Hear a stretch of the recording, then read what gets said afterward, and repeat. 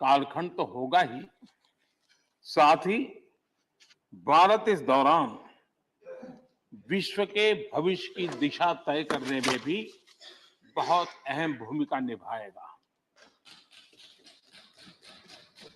आदरणीय सभापति जी, भारत की इस यात्रा में हमारा लोकतंत्र, हमारी संसद, हमारी संसदीय व्यवस्था, उसकी भी एक बहुत महत्वपूर्ण भूमिका रहेगी। मुझे खुशी है कि इस महत्वपूर्ण कालखंड में उच्च सदन को आपके जैसा सक्षम और प्रभावी नेतृत्व मिला है। आपके मार्गदर्शन में हमारे सभी सदस्यगण अपने कर्तव्यों का प्रभावी पालन करेंगे। ये सदन देश के संकल्पों को पूरा करने का प्रभावी मंच बनेगा। आदरणीय सभापति महोदय, आज आप संसद के उच्च सदन के मुखिया के रूप में अपनी नई जिम्मेदारी का औपचारिक आरंभ कर रहे हैं। इस उच्च सदन के कंधों पर भी जो जिम्मेदारी है, उसका भी सबसे पहला सरोकार देश के सबसे निचले पायदान पर खड़े सामान्य मानवीय के हितों से ही जुड़ा है। इस कालखंड में देश अपने इस दायित्व को समझ रहा है और उसका पूरा जिम्मेदारी से पालन कर रहा है। आज पहली बार महामहिम राष्ट्रपति श्रीमती द्रौपदी मुर्मू के रूप में देश की गौरवशाली आदिवासी विरासत हमारा मार्गदर्शन कर रही है। इसके पहले भी श्री रामनाथ कोविंद जी ऐसे ही वंचित समाज से निकलकर देश के सर्वोच्च पद पर पहुंचे थे और अब एक किसान के बेटे के रूप में आप भी करोड़ों देशवासियों की, गांव, गरीब और किसान की ऊर्जा का प्रतिनिधित्व कर रहे हैं।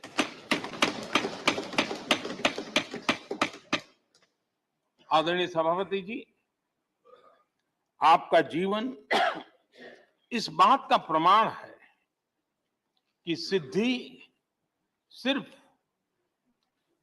साधनों से नहीं, साधना से मिलती है।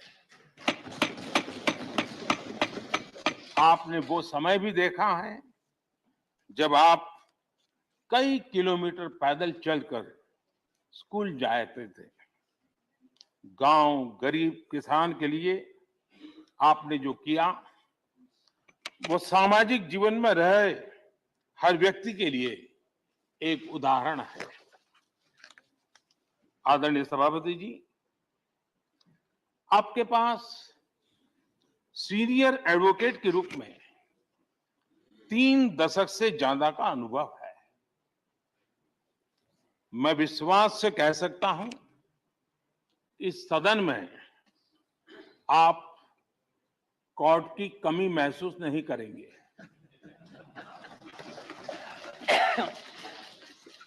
क्योंकि राज्यसभा में बहुत बड़ी मात्रा में वो लोग ज्यादा हैं जो आपको सुप्रीम कोर्ट में मिला करते थे और इसलिए वो मूड और मिजाज भी आपको यहां पर जरूर अदालत की याद दिलाता रहेगा।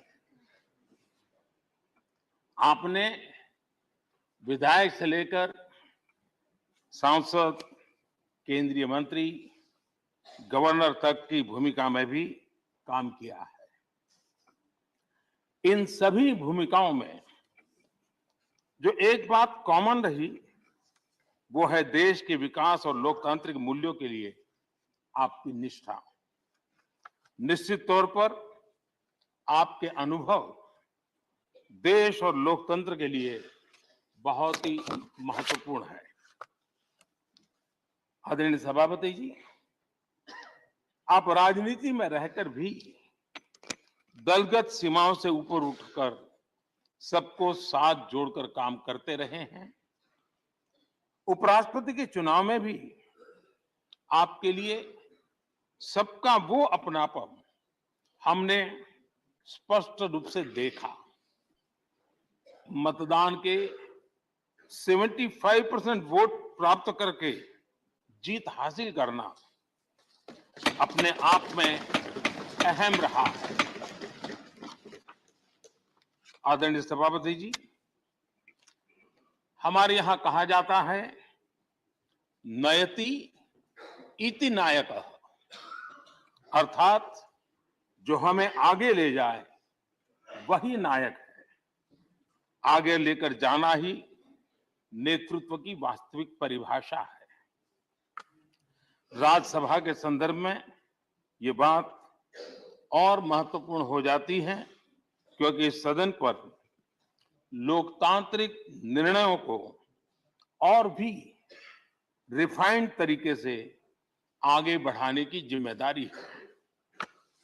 इसलिए जब आपके जैसा जमीन से जुड़ा नेतृत्व इस सदन को मिलता है तो मैं मानता हूं कि ये सदन के हर सदस्य के लिए सौभाग्य है।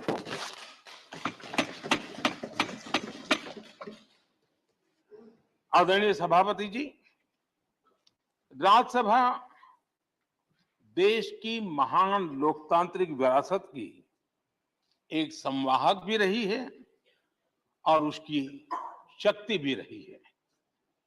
हमारे कई प्रधानमंत्री ऐसे हुए जिन्होंने कभी न कभी राज्यसभा सदस्य के रूप में कार्य किया। अनेक उत्कृष्ट नेताओं की संसदीय यात्रा राज्यसभा से शुरू हुई थी। इसलिए इस सदन की गरिमा को बनाए रखने और आगे बढ़ाने के लिए एक मजबूत जिम्मेदारी हम सभी के ऊपर है। आदरणीय सभापति जी, मुझे विश्वास है कि आपके मार्गदर्शन में ये सदन अपनी इस विरासत को, अपनी इस गरिमा को आगे बढ़ाएगा, नई ऊंचाइयां देगा। सदन की गंभीर चर्चाएं, लोकतांत्रिक विमर्श लोकतंत्र की जननी के रूप में हमारे गौरव को और अधिक ताकत देंगे। आदरणीय सभापति महोदय जी, पिछले सत्र तक हमारे पूर्व उपराष्ट्रपति जी और पूर्व सभापति जी इस सदन का मार्गदर्शन करते थे और उनकी शब्द रचनाएं, उनकी तुकबंदी सदन को हमेशा प्रसन्न रखती थी। भाग लेने के लिए बड़ा अवसर मिलता था। मुझे विश्वास है कि आपका जो हाजिर जवाबी स्वभाव है वो उस कमी को कभी खलने नहीं देगा और आप सदन को वो लाभ भी देते रहेंगे। इसी के साथ मैं पूरे सदन की तरफ से, देश की तरफ से, मेरी तरफ से आपको बहुत बहुत शुभकामनाएं देता हूं। धन्यवाद।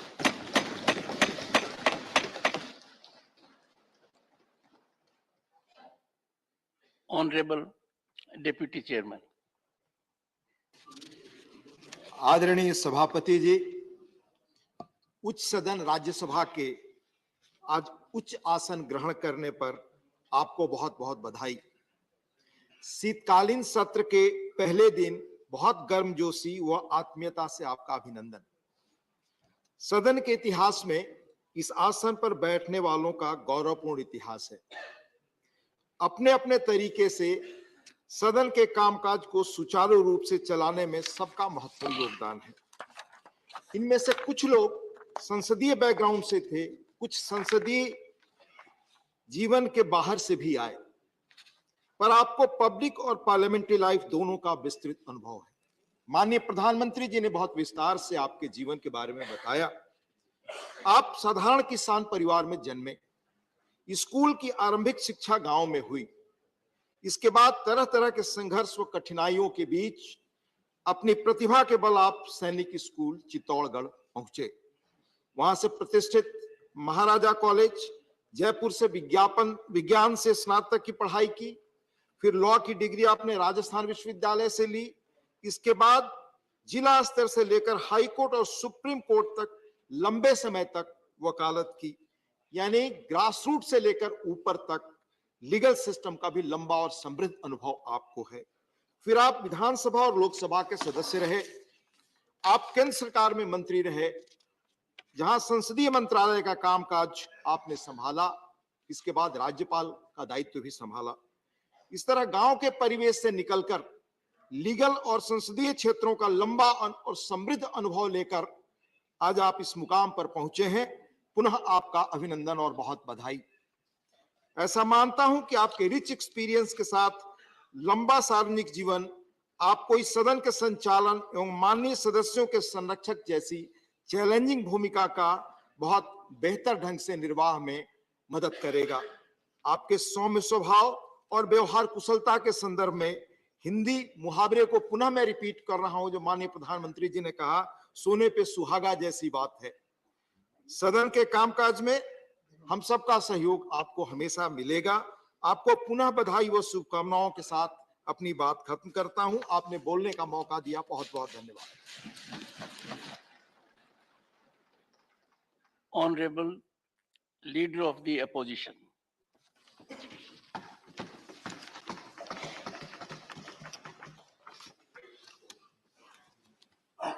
माननीय सभापति जी, विपक्ष के साथियों और अपनी ओर से मैं राज्यसभा के सभापति के रूप में आपका अभिनंदन करता हूं। देश के दूसरे सबसे बड़े संवैधानिक पद उपराष्ट्रपति की जिम्मेदारी आपने 11 अगस्त 2022 को संभाल ली थी। वैसे तो व्यक्तिगत तौर पर आपसे मिलकर आपको बधाई दे चुका हूं, लेकिन अपर हाउस में सभापति के रूप में आपके स्वागत का मौका हमें आज मिला है। प्रधानमंत्री जी ने आपके कामकाज के बारे में और व्यक्तित्व के बारे में बहुत कुछ हमें बताए और बहुत कुछ रोशनी उन्होंने डाली। मैं वो सभापति जी को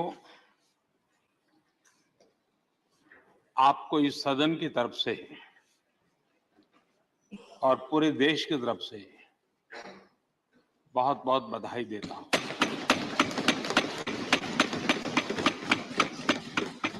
आपने एक सामान्य परिवार से आकर के संघर्षों के बीच जीवन यात्रा को आगे बढ़ाते हुए आज जिस स्थान पर पहुंचे हैं, वो देश के कई लोगों के लिए अपने आप में एक प्रेरणा का कारण है। इस उच्च सदन में इस गरिमामय आसन को आप सुशोभित कर रहे हैं और मैं कहूंगा कि किठाना के लाल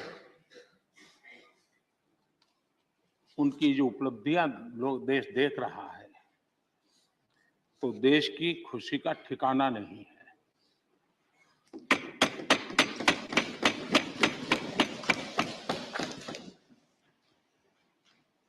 आदरणीय सभापति जी, ये सुखद अवसर है कि आज आर्म फोर्सेस फ्लैग डे भी है।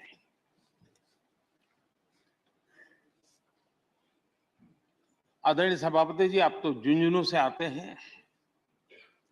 झुंझुनू वीरों की भूमि है। शायद ही कोई परिवार ऐसा होगा कि जिसने देश की सेवा में अग्रिम भूमिका न निभाई हो। और ये भी सोने में सुहागा है कि आप स्वयं भी सैनिक स्कूल के विद्यार्थी रहे हैं।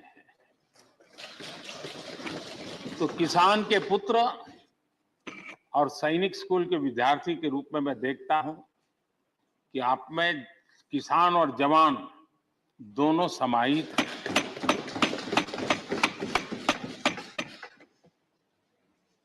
मैं आपकी अध्यक्षता में इस सदन से सभी देशवासियों को आर्म्ड फोर्सेस फ्लैग डे की भी शुभकामनाएं देता हूं। मैं इस सदन के सभी आदरणीय सदस्यों की तरफ से देश के आर्म्ड फोर्सेस को सैल्यूट करता हूं।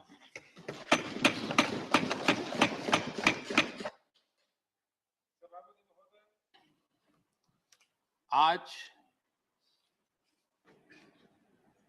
संसद का ये उच्च सदन एक ऐसे समय में आपका स्वागत कर रहा है जब देश दो महत्वपूर्ण अवसरों का साक्षी बना है।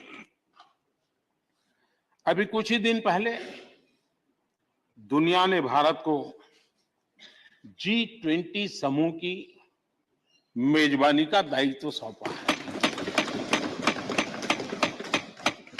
साथ ही ये समय अमृत काल के आरंभ का समय है। ये अमृत काल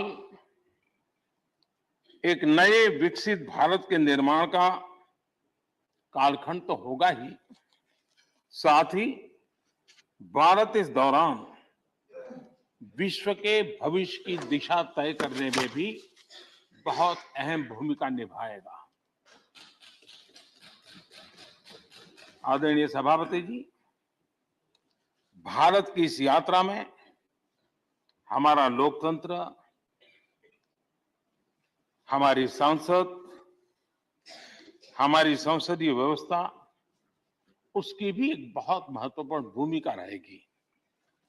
मुझे खुशी है कि इस महत्वपूर्ण कालखंड में उच्च सदन को आपके जैसा सक्षम और प्रभावी नेतृत्व मिला है।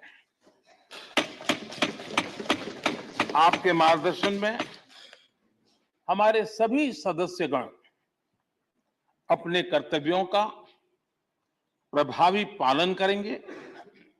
ये सदन देश के संकल्पों को पूरा करने का प्रभावी मंच बनेगा। आदरणीय सभापति महोदय, आज आप संसद के उच्च सदन के मुखिया के रूप में अपनी नई जिम्मेदारी का औपचारिक आरंभ कर रहे हैं। इस उच्च सदन के कंधों पर भी जो जिम्मेदारी है, उसका भी सबसे पहला सरोकार देश के सबसे निचले पायदान पर खड़े सामान्य मानवीय के हितों से ही जुड़ा है। इस कालखंड में देश अपने इस दायित्व को समझ रहा है और उसका पूरा जिम्मेदारी से पालन कर रहा है। आज पहली बार महामहिम राष्ट्रपति श्रीमती द्रौपदी मुर्मू के रूप में देश की गौरवशाली आदिवासी विरासत हमारा मार्गदर्शन कर रही है। इसके पहले भी श्री रामनाथ कोविंद जी ऐसे ही वंचित समाज से निकलकर देश के सर्वोच्च पद पर पहुंचे थे और अब एक किसान के बेटे के रूप में आप भी करोड़ों देशवासियों की, गांव, गरीब और किसान की ऊर्जा का प्रतिनिधित्व कर रहे हैं।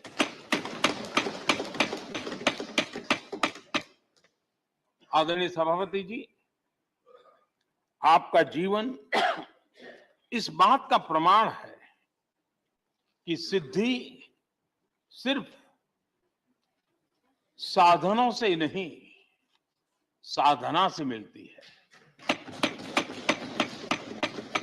आपने वो समय भी देखा है जब आप कई किलोमीटर पैदल चलकर स्कूल जाते थे। गांव गरीब किसान के लिए आपने जो किया वो सामाजिक जीवन में रहे हर व्यक्ति के लिए एक उदाहरण है। आदरणीय सभापति जी,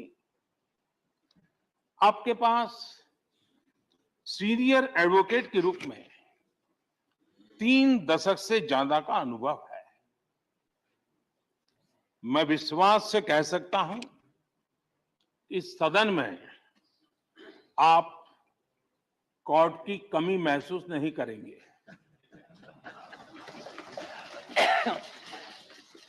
क्योंकि राज्यसभा में बहुत बड़ी मात्रा में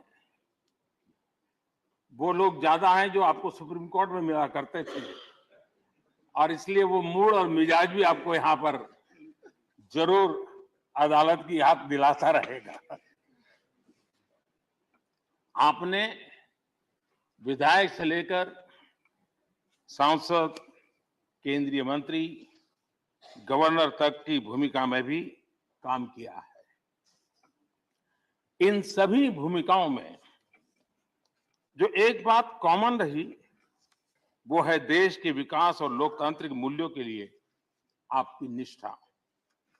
निश्चित तौर पर आपके अनुभव देश और लोकतंत्र के लिए बहुत ही महत्वपूर्ण है। आदरणीय सभापति जी, आप राजनीति में रहकर भी दलगत सीमाओं से ऊपर उठकर सबको साथ जोड़कर काम करते रहे हैं। उपराष्ट्रपति के चुनाव में भी आपके लिए सबका वो अपनापन हमने स्पष्ट रूप से देखा। मतदान के 75% वोट प्राप्त करके जीत हासिल करना अपने आप में अहम रहा है। आदरणीय सभापति जी, हमारे यहां कहा जाता है नयति इति नायकः, अर्थात जो हमें आगे ले जाए वही नायक है। आगे लेकर जाना ही नेतृत्व की वास्तविक परिभाषा है। राज्यसभा के संदर्भ में ये बात और महत्वपूर्ण हो जाती है क्योंकि इस सदन पर लोकतांत्रिक निर्णयों को और भी रिफाइंड तरीके से आगे बढ़ाने की जिम्मेदारी है। इसलिए जब आपके जैसा जमीन से जुड़ा नेतृत्व इस सदन को मिलता है तो मैं मानता हूं कि ये सदन के हर सदस्य के लिए सौभाग्य है।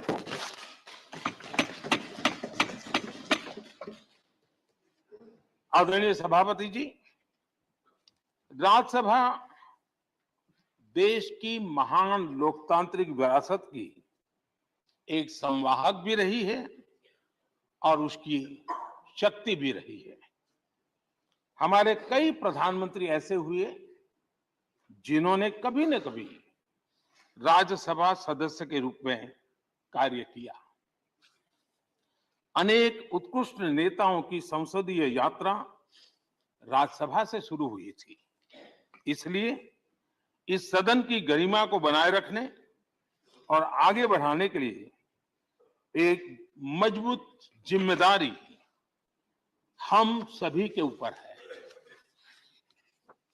आदरणीय सभापति जी, मुझे विश्वास है कि आपके मार्गदर्शन में ये सदन अपनी इस विरासत को, अपनी इस गरिमा को आगे बढ़ाएगा, नई ऊंचाइयां देगा।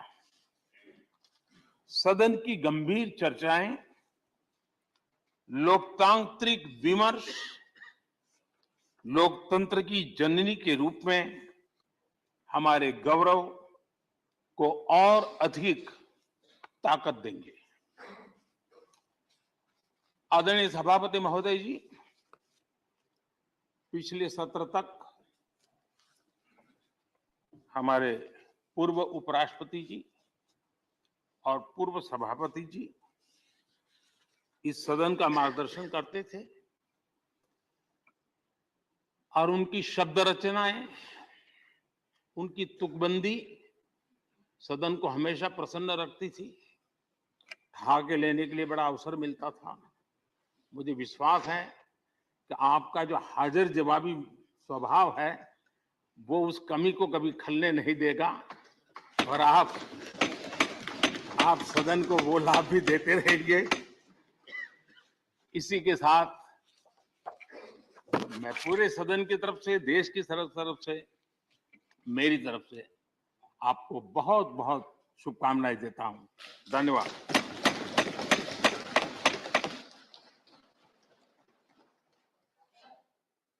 Honorable Deputy Chairman.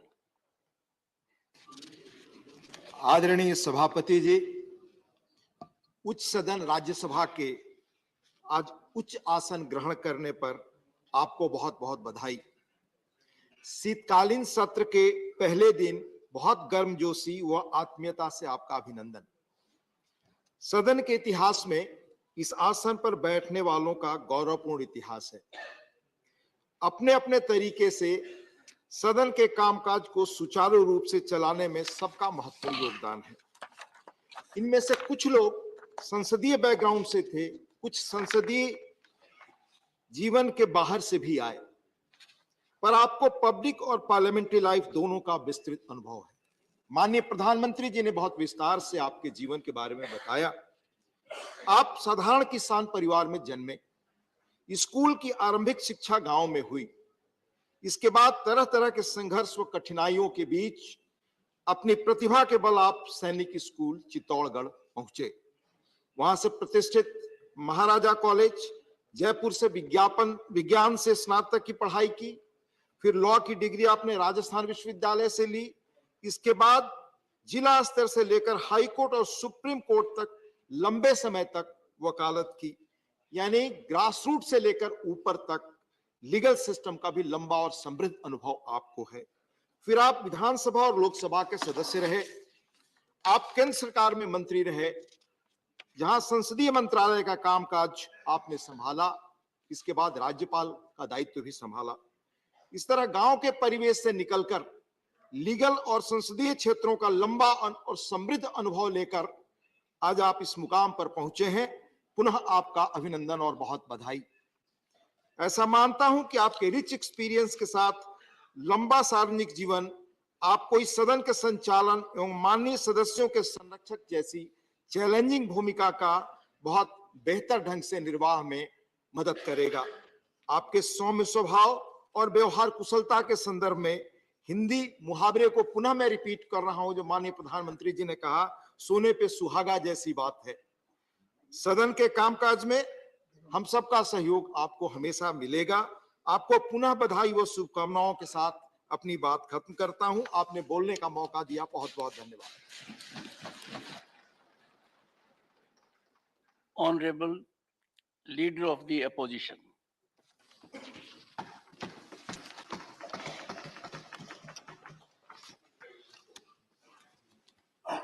माननीय सभापति जी, विपक्ष के साथियों और अपनी ओर से मैं राज्यसभा के सभापति के रूप में आपका अभिनंदन करता हूं। देश के दूसरे सबसे बड़े संवैधानिक पद उपराष्ट्रपति की जिम्मेदारी आपने 11 अगस्त 2022 को संभाल ली थी।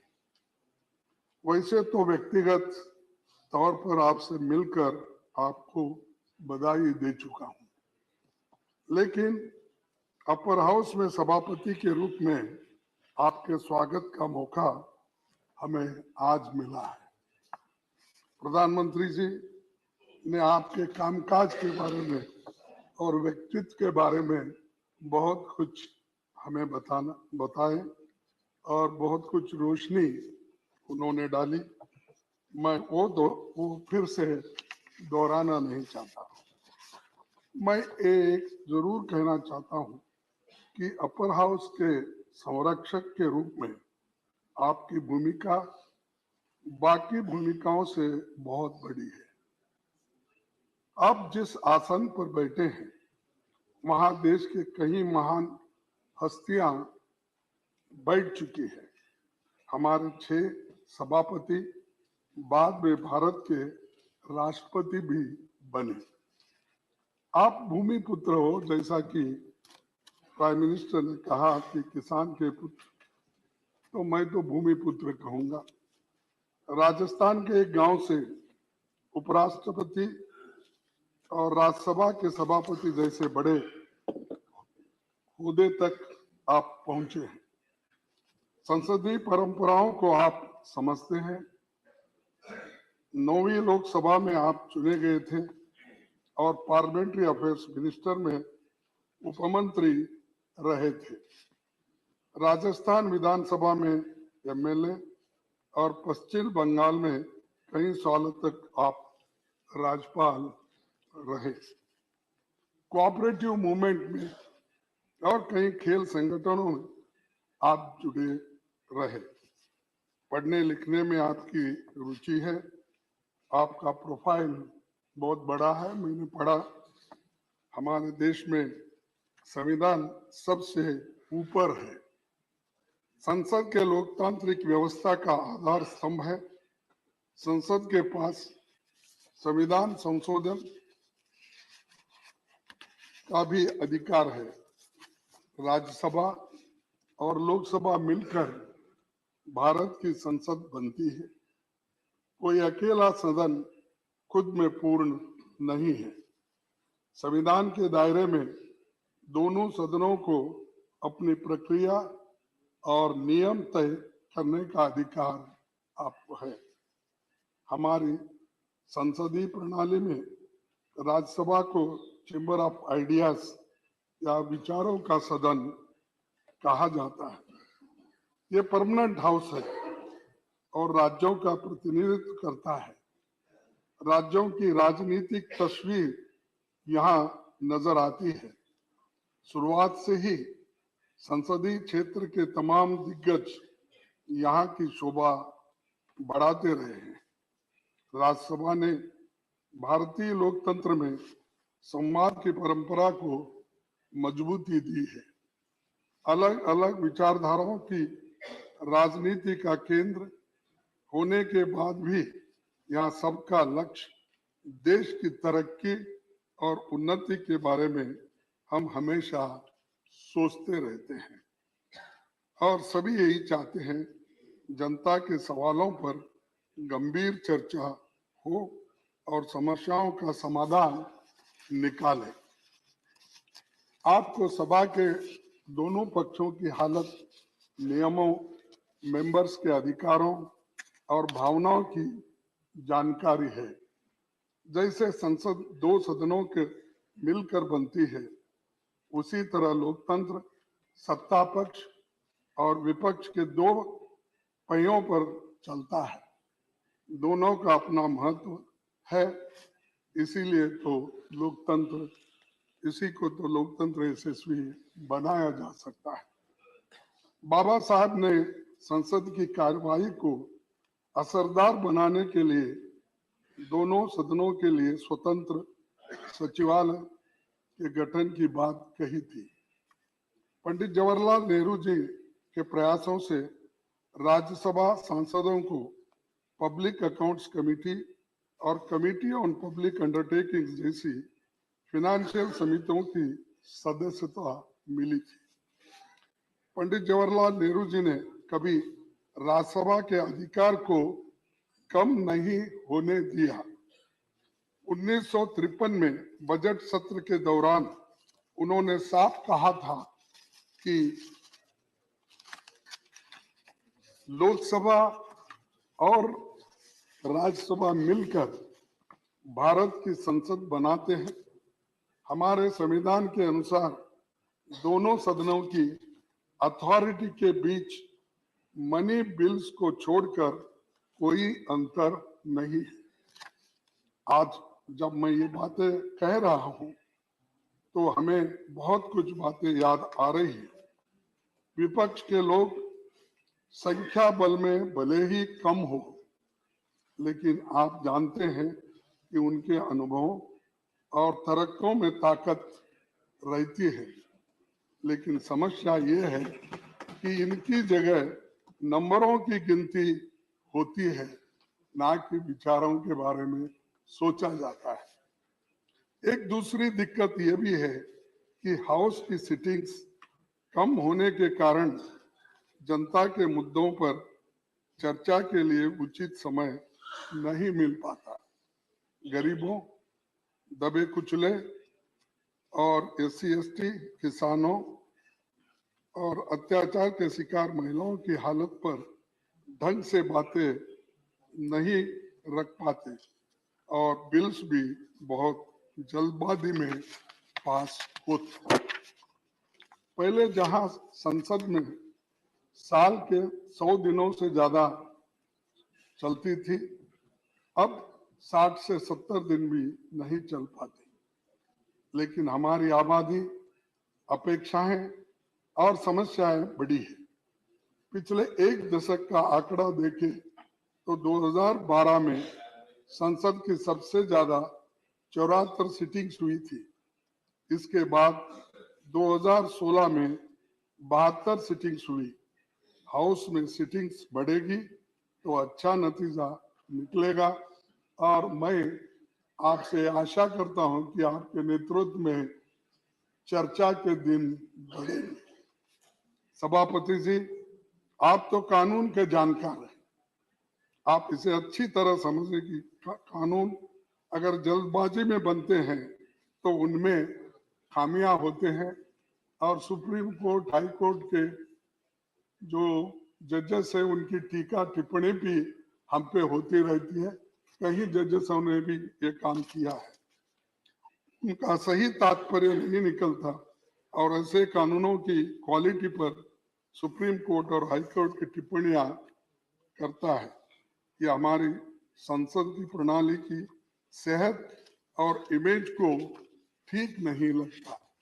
तो इसलिए हम चाहते हैं कि बिल्स को ठीक से एग्जामिन करने के काम को सेलेक्ट, ज्वाइंट और निचले सदन में स्टैंडिंग कमेटी इस विभाग संबंधी संसदीय समिति को ज्यादा से ज्यादा भेजा जाए और बिल्स को इन समितियों में भेजे जाए, वहां इन पर विस्तार से चर्चा हो। राज्यसभा का यही मुख्य काम भी है।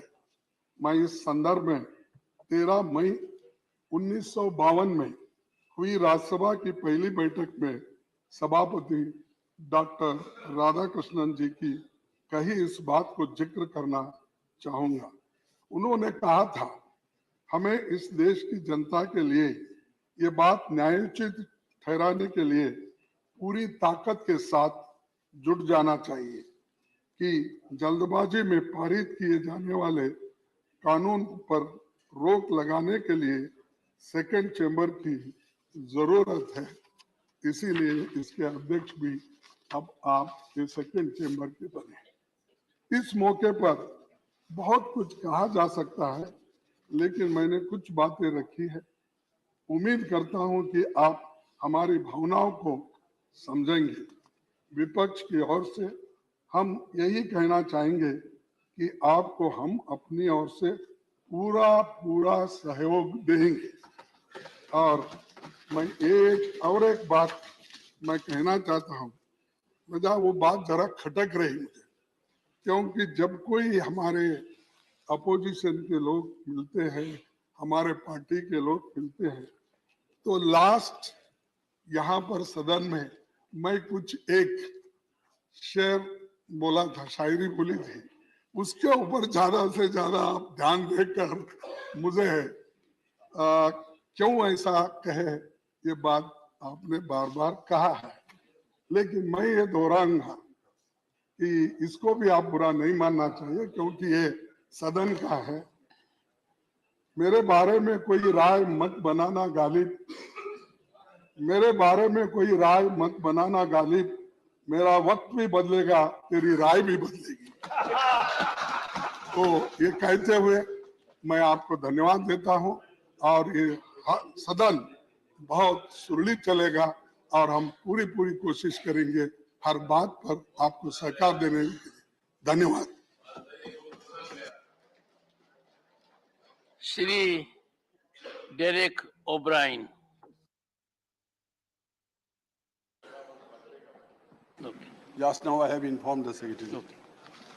First of all, on behalf of our party, All India Trinamool Congress, I extend warmest felicitations to Your Honor for being elected as the Honorable Vice President of India, as well as taking over the charge of the Honorable Chairman of this august House.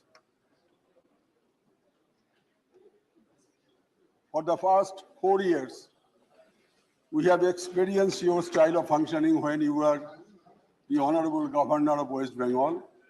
And personally speaking, I got the opportunity to exchange a few letters with you on some legal and constitutional issues, wherefrom I could understand that my friends who used to tell me that this governor is a constitutional expert and a legal luminary, I could find from the expressions made by Your Honor in those communications, actually that belief was further strengthened. Now that Your Honor has taken over the charge of this august House, we submit to Your Honor with all grace that from now on, we believe, Hindi में तो कहावत है कि आप आए तो बाहर आए, so we will expect that with your elevation to this position will help strengthen the conducive atmosphere of this august House, and both the Treasury benches and the opposition bench will get adequate opportunity in the deliberations to be made on various issues, bills, etc. Now, I have some suggestions to make for your kind consideration. हमने देखा कि लोकसभा में कुछ bill, कुछ मुद्दा बहुत देर तक चर्चा होते हैं, लेकिन कभी कभी ऐसा हुआ कि हम राज्यसभा में उतना समय हम लोगों को मिलता नहीं है, जो कि जरूरी मुद्दा है देश के लिए, वो मुद्दा को जरा ज्यादा समय तक होना चाहिए। खास करके जो छोटे पार्टी है उनको 2-3 मिनट समय मिलता है।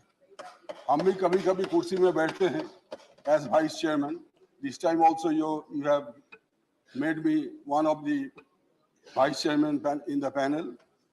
So छोटे पार्टी के लिए बहुत दर्द होता है, महसूस करता हूं, क्योंकि उनको समय नहीं मिलता है।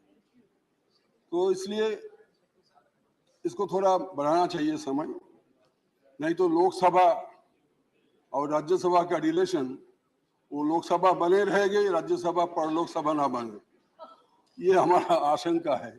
जिस तरह समय कम होते जा रहा है धीरे धीरे, मैंने पिछले 11 साल में देखा, तो इसको मेरा आपसे निवेदन है मेरा।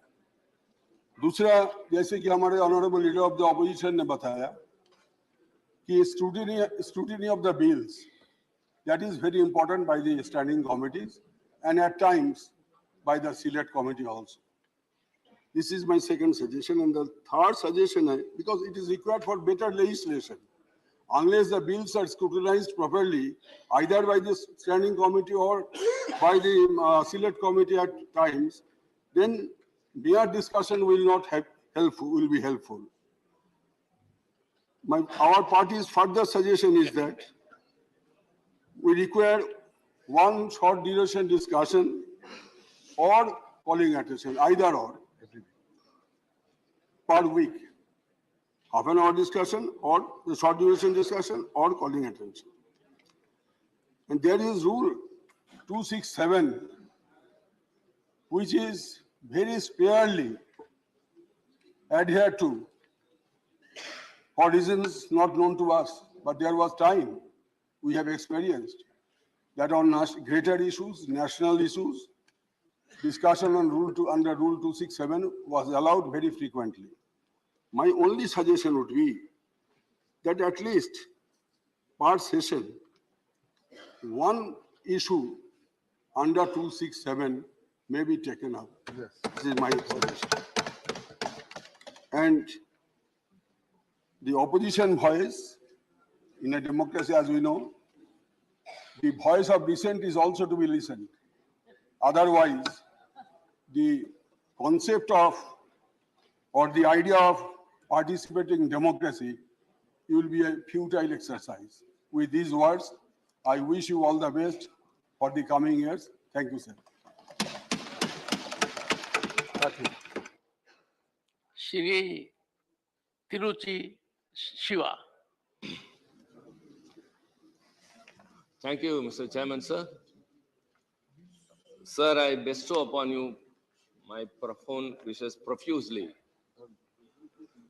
on behalf of the DMK party on your assuming the chairman of the second chamber in the parliament. Sir, when our party leader and Chief Minister of Tamil Nadu, Mr. M.K. Stalin, has met you to congratulate you on your having been elected as the Vice President, you have expressed your wishes how to run the House, and he has assured you that DMK will extend its fullest cooperation in running a smooth House. And I stand by his words, sir, and I assure you again on behalf of the members of my party here that we will ensure that we will cooperate in all the ways for a smooth running of the Parliament. Sir, you are the 14th Vice President of the largest democracy in the world. Nowhere in any other democracy does this system exist. By virtue of being the Vice President, you are a part of the executive. And as per the Constitution, you are the ex officio chairman of the Rajya Sabha, and by that, you are a part of the Parliament. So you wear two caps. You have dual capacity. You are a Vice President and part of executive, and you are part of the Parliament. Sir, everyone knows very well that you are an expert in the Constitution. You are thorough with the Constitution. For your legal track record is a very good example of that. And now we know, sir, during the intercession period, after you have won the elections, every day you were here in the Parliament, attending the office, and now we are sure that you are thorough with the rules of the procedures and rules of conduct in the Rajya Sabha. Sir, we expect a lot from you. We expect you to be impartial. The opposition parties should have the equal share as that of the treasury benches, and the numbers of the members in the House should not decide the quality of the debate. Sir, I have met you twice at your residence and yesterday in the BSc. And both the three occasions have made me to realize, which was very consoling, that you have very great concern for the smaller parties in the Parliament. The nominated members, the independent members, and members who represent the smaller numbers in the party. Their party may be bigger outside, but their numbers will be lesser here. So you said that time should be distributed to all of them, and that was a great consolation to all of us, because we were suffering all these days only because of that. Sir, we hope that the coming days would be very bright. Sir, India is the largest democracy, and the Parliament is the debating forum. And you asked me when I met you first, what is the way to avoid members to come into the well of the House? So you have inferred rightly what is happening here than what should not. So I told you very simply, if we are heard, we won't be compelled to come to the well of the House. Beautiful. Members of the Parliament come here to voice the people. their issues, their concerns. And we are not, when we are not heard or when we are not led to speak, we have to resort to democratic process of coming to the well. That has happened for years together. So, sir, I think whenever we have an issue and we rise to say something, if we are heard for a minute or two, automatically we will cool down since we have let out our feelings. Sir, we have very much hope upon you, sir. And I should say that Maya Angelou, when Mr. Clinton took his office, what she said, the great African-American poet said, sir, with the grace of you, look upon the country, look upon our faces, and simply with hope say, good morning. Every new year dawns with a hope that the next year will be very prosperous. So every day dawns that the day will be very bright. And I wish you good morning every day, sir. And you also, please, wish us good morning. Not only that, ensure us that the parliament will be very productive in the coming days. And we are very hopeful. And once again, sir, I assure you that DMK will extend its fullest cooperation. Thank you very much. Honorable former Prime Minister Shri S.D. Devgoda.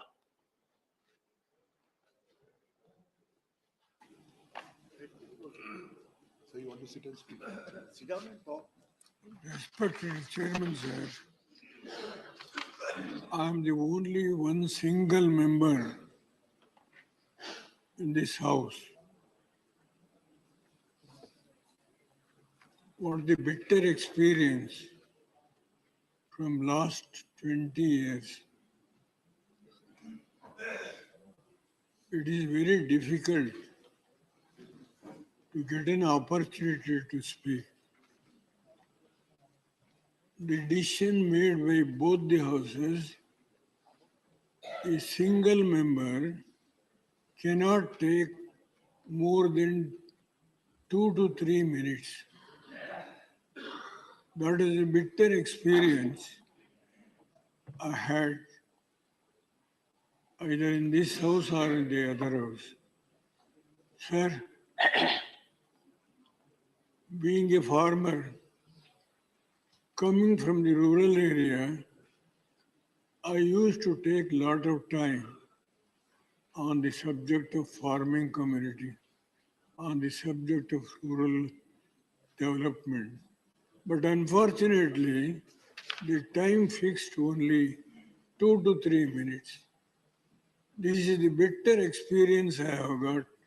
May I humbly request you, sir, whenever these issues are going to come, the experience I have got only 2 to 3 minutes, that should be reconsidered when a subject belongs to the rural India or the farming community. Any development thing, I don't want to take unnecessary time of the house. This is only request I would like to make to the Honorable Chairman and the Vice President of India. With these words, I once again thank you very much, sir. If you allow me to speak few minutes more on the issue of farming community and also rural development. This is the humble request, Mr. Vice President and the Chairman of this House.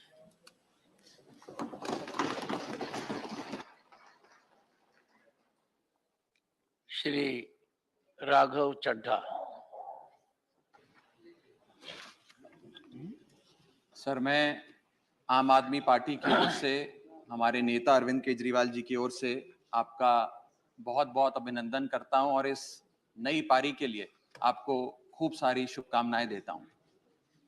आपका सफर, जीवन का सफर एक बहुत बेहतरीन सफर रहा। एक साधारण से किसान परिवार में जन्म लेने के बाद आपने कई संघर्षों का सामना किया और एक विधायक के तौर पे, सांसद के तौर पे, मंत्री के तौर पे, राज्यपाल के तौर पे और अब देश के उपराष्ट्रपति के तौर पे, राज्यसभा के अध्यक्ष के तौर पे आपको अपनी सेवाएं देने का मौका मिला।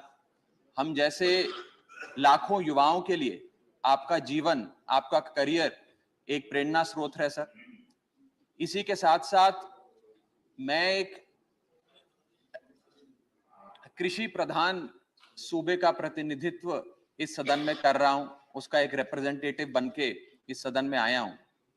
और ये मेरा मानना है कि क्योंकि आप एक किसान परिवार से आते हैं, आपका परिवार सदैव से खेती और किसानी से जुड़ा रहा है, तो इस देश के किसानों के मुद्दे इस सदन में गूंजेंगे और उनके अधिकारों की बात होगी। इसी के साथ साथ सर, बीते कुछ हफ्तों में जब से आप उपराष्ट्रपति बने, आपने इस सदन के लगभग सारे सदस्यों से एक व्यक्तिगत रिश्ता सा बनाया है। मुझे भी सौभाग्य मिला 2-3 बार आपसे मिलने का, और जो प्यार, जो स्नेह, जो वार्मथ हमें आपसे मिली, मैं आज उसके आधार पे कह सकता हूं कि इस सदन के बहुत सारे सदस्य केवल पार्लियामेंट्री इश्यूज ही नहीं, बहुत सारे पर्सनल लाइफ के इश्यूज भी आपसे डिस्कस करने में हिचकिचाएंगे नहीं। सर, आप इस सदन के अध्यक्ष हैं, you are the eldest in the house. मैं सदन का सबसे कम उम्र का युवा सदस्य हूं, I am the youngest in the house. तो जो परिवार का सबसे बड़ा होता है, वो परिवार के सबसे छोटे सदस्य का खास ख्याल रखता है सर। उसे ज्यादा प्यार देता है, उसे बोलने का ज्यादा मौका देता है, उससे ज्यादा इंटरवेंशंस देता है, उसके 0 आवर ज्यादा सिलेक्ट होते हैं, उसके स्टार क्वेश्चन ज्यादा लगते हैं, और उसे थोड़ी शैतानी करने की भी छूट होती है। तो मैं ये उम्मीद करूंगा कि आपका विशेष प्यार और विशेष स्नेह हमारी छोटी पार्टी और सदन के छोटे सबसे युवा सदस्य होने के नाते मेरे प्रति रहेगा सर। आपको इस नई पारी के लिए ढेरों शुभकामनाएं, आपका बहुत बहुत अभिनंदन, बहुत बहुत स्वागत। Those whom I love and respect, they suffer the most. Dr. Sasmit Patra. माननीय अध्यक्ष महोदय, आज इस घड़ी में जब हम आपको स्वागत कर रहे हैं, मैं मेरे पार्टी बीजू जनता दल की तरफ से, हमारे माननीय नेता और माननीय मुख्यमंत्री श्री नवीन पटनायक जी की तरफ से हम आपको वेलकम करते हैं, अभिनंदन करते हैं, और ये आश्वासन के साथ करते हैं मान्यवर कि जो लक्ष्मण रेखाएं हैं हमारी संसदीय विधि व्यवस्था की, वह लक्ष्मण रेखाओं को माननीय मुख्यमंत्री श्री नवीन पटनायक जी ने कभी लांघने का कोई स्कोप नहीं दिया। और हमेशा से एक चीज हम सबको भी कहा है कि भी जब भी संसद में जाओ, मर्यादाओं की रक्षा करो और संसद उचित तरह से चल सके, इसका पूरा कोशिश करो। तो ये अवसर मैं लेना चाहता हूं मान्यवर, आपकी अध्यक्षता में, आपके मार्गदर्शन में, बीजू जनता दल इस सदन में जो गरिमा है, उस गरिमा को रखते हुए हमारे माननीय नेता श्री नवीन पटनायक जी के मार्गदर्शन में जो हमने सीखा है, उसके साथ हम इस सदन को स्मूथली और सुचारू रूप से चलाने में आपका पूरा सहयोग देंगे। मान्यवर, मैं ये अवसर लेना चाहता हूं ये कहने के लिए that you are a distinguished man of law who is presiding on the highest house of lawmaking. And as the distinguished man of law presiding over the house of lawmaking, आपकी जो rich experience है, जो vibrancy है, वो हम सबको एक अवसर देगा और सीखने के लिए। मान्यवर, कई माननीय सदस्यों ने आपकी इंटेलेक्ट के बारे में कहा, मैं आपके विशाल हृदय के बारे में 2 शब्द कहना चाहूंगा। मान्यवर, कुछ ही दिन पहले मैं अपने परिवार के साथ सदन में आया था और सदन बंद था तो उनको घुमाने लेके आया था, और जब मैं घुमान लेके आया यहां पर तो मुझे सुनने में आया कि आप चेंबर में हैं, आए हुए हैं।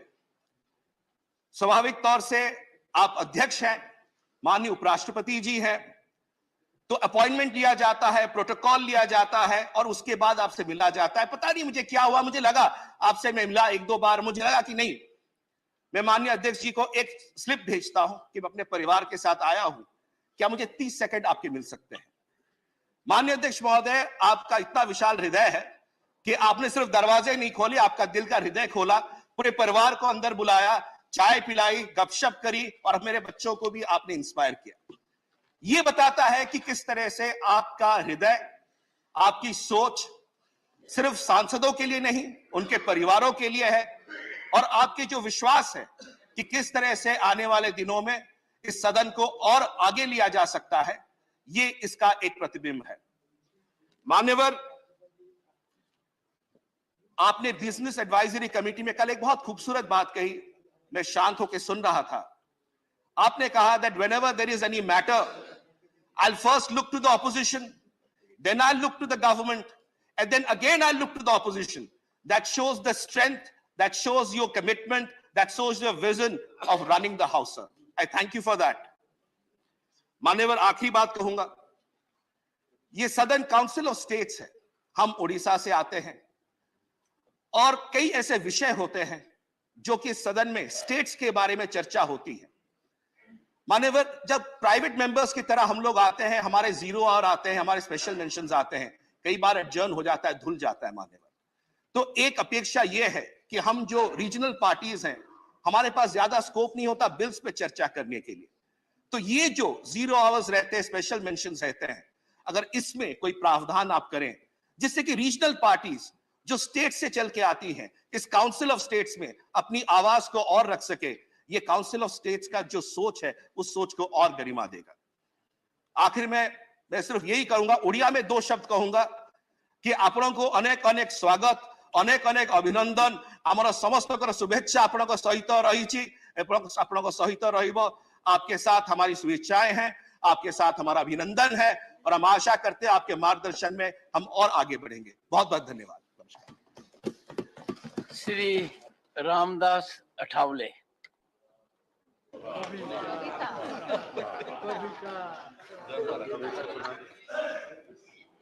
आदरणीय महोदय,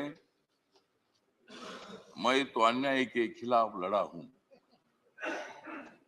मैं तो अन्याय के खिलाफ लड़ा हूं, इसलिए आपको बधाई देने के लिए यहां खड़ा हूं। आपका अनुभव बहुत ही बड़ा है, आपका अनुभव बहुत ही बड़ा है, इसलिए आपने संघर्ष का पहाड़ चढ़ा है। मेरे पार्टी का मैं हूं अकेला, मेरे पार्टी का मैं हूं अकेला, लेकिन मेरे हाथ में है संविधान का पेला। मैं हूं मेरे पार्टी का अकेला, लेकिन मेरे हाथ में है संविधान का पेला।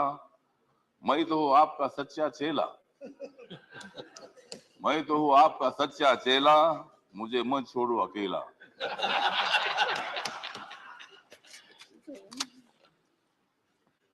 जिन्होंने उपराष्ट्रपति का सर किया है गढ़,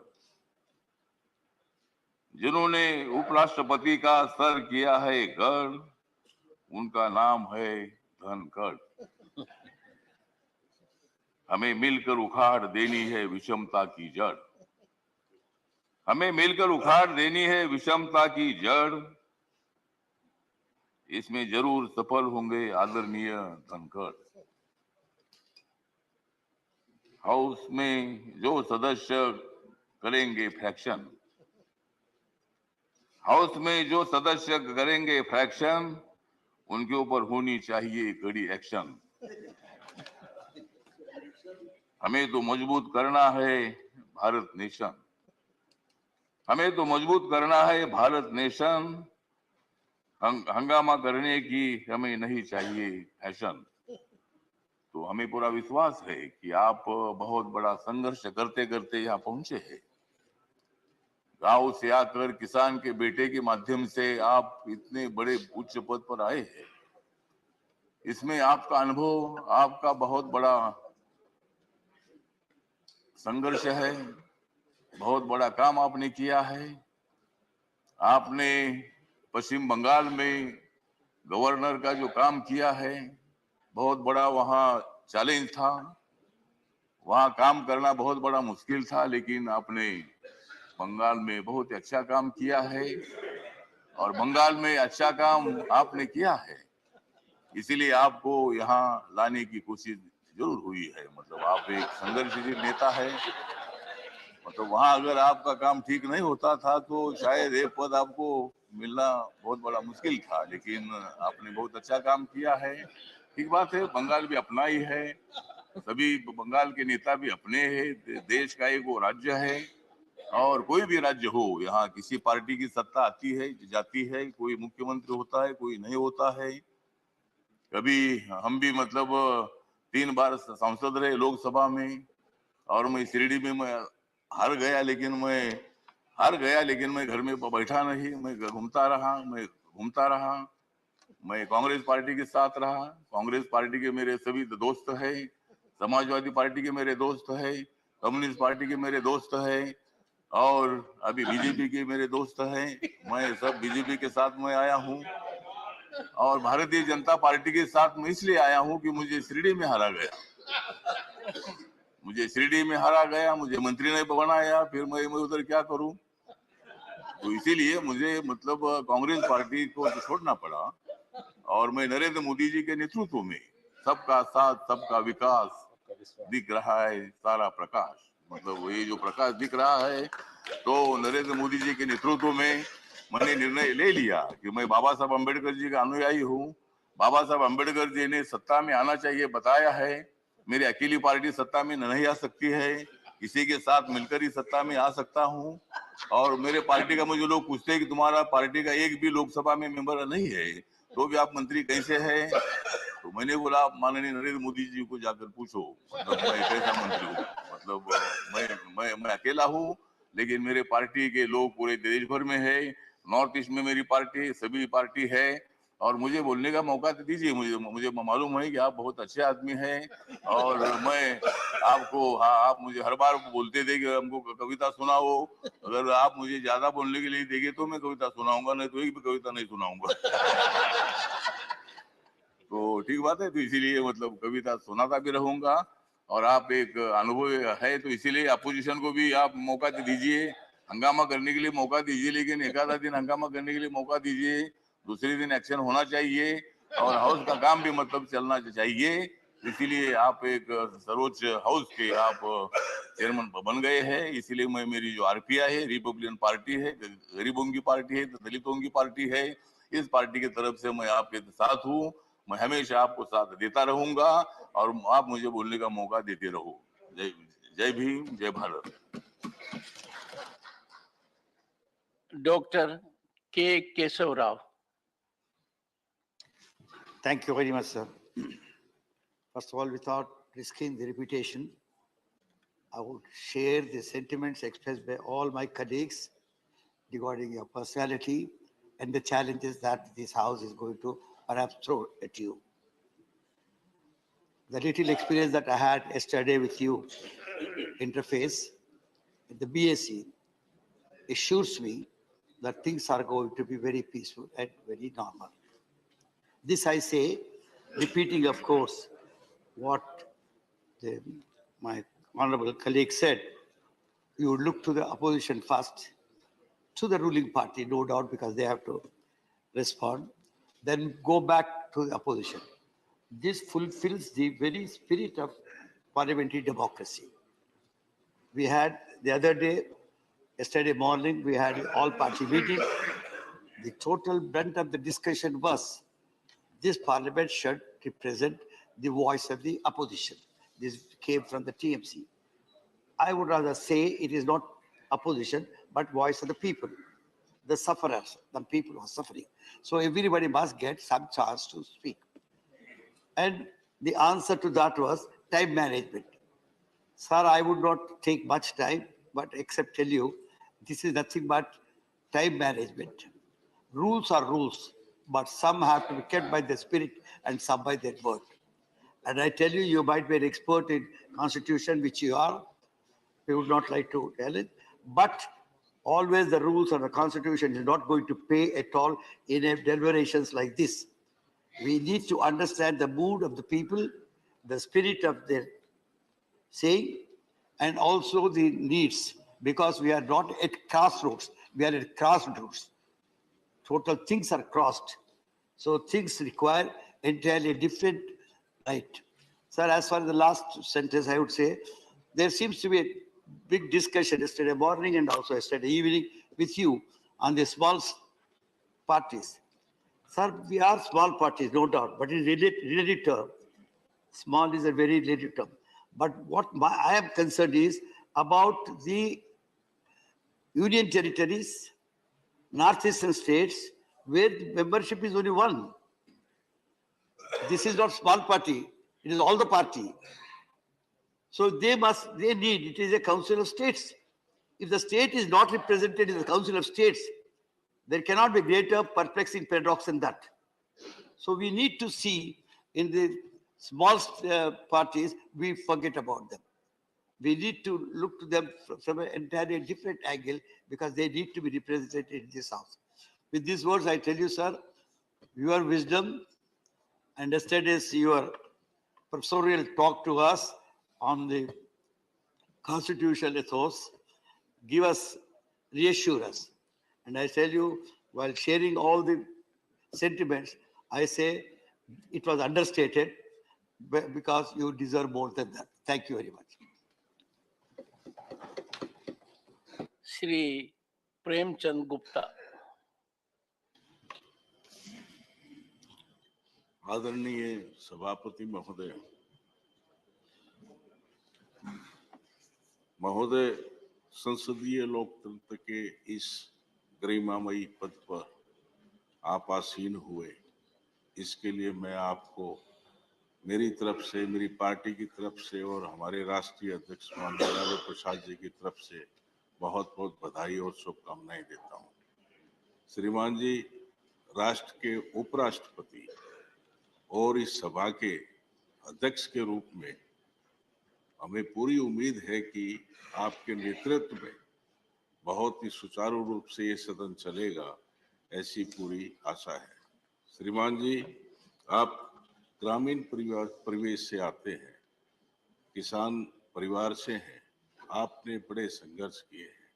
मेरा सौभाग्य है कि मैं आपको पिछले 35 साल से जानता हूं।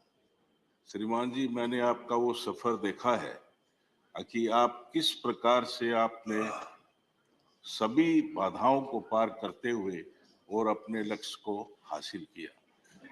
आप एक ट्रू कर्मयोगी हैं। आप श्रीमान जी, आप बहुत बड़े एक कानून के ज्ञाता हैं। आप यंगेस्ट एज में आप देश के सबसे उच्चतम न्यायालय के आप सीनियर काउंसिल अपॉइंट हुए थे। ये एक बहुत ही सौभाग्य की बात थी।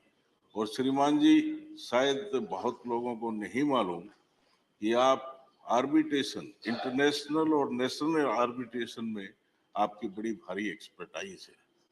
श्रीमान जी, ज्यादा न कहते हुए मैं यही कहना चाहूंगा कि आपके नेतृत्व में इस गरिमामयी सदन का बहुत ही सुचारू रूप से संचालन होगा और हम सब लोगों को बात करने का, बोलने का मौका मिलेगा।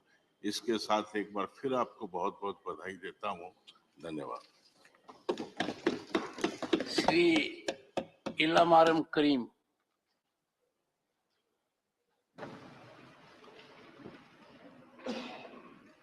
बटन वो दबाया, लाइट ये जल गई। Honorable Chairman, on behalf of Communist Party of India Marxists, I welcome the chairman post.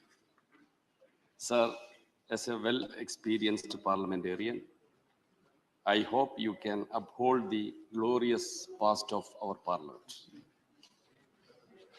Our nation is defined as a union of states by the Constitution. Each member represents each state. The principles of Constitution, such as federalism, secularism, democracy, and social justice, are to be protected. If these principles are undermined, it may affect the unity of our nation.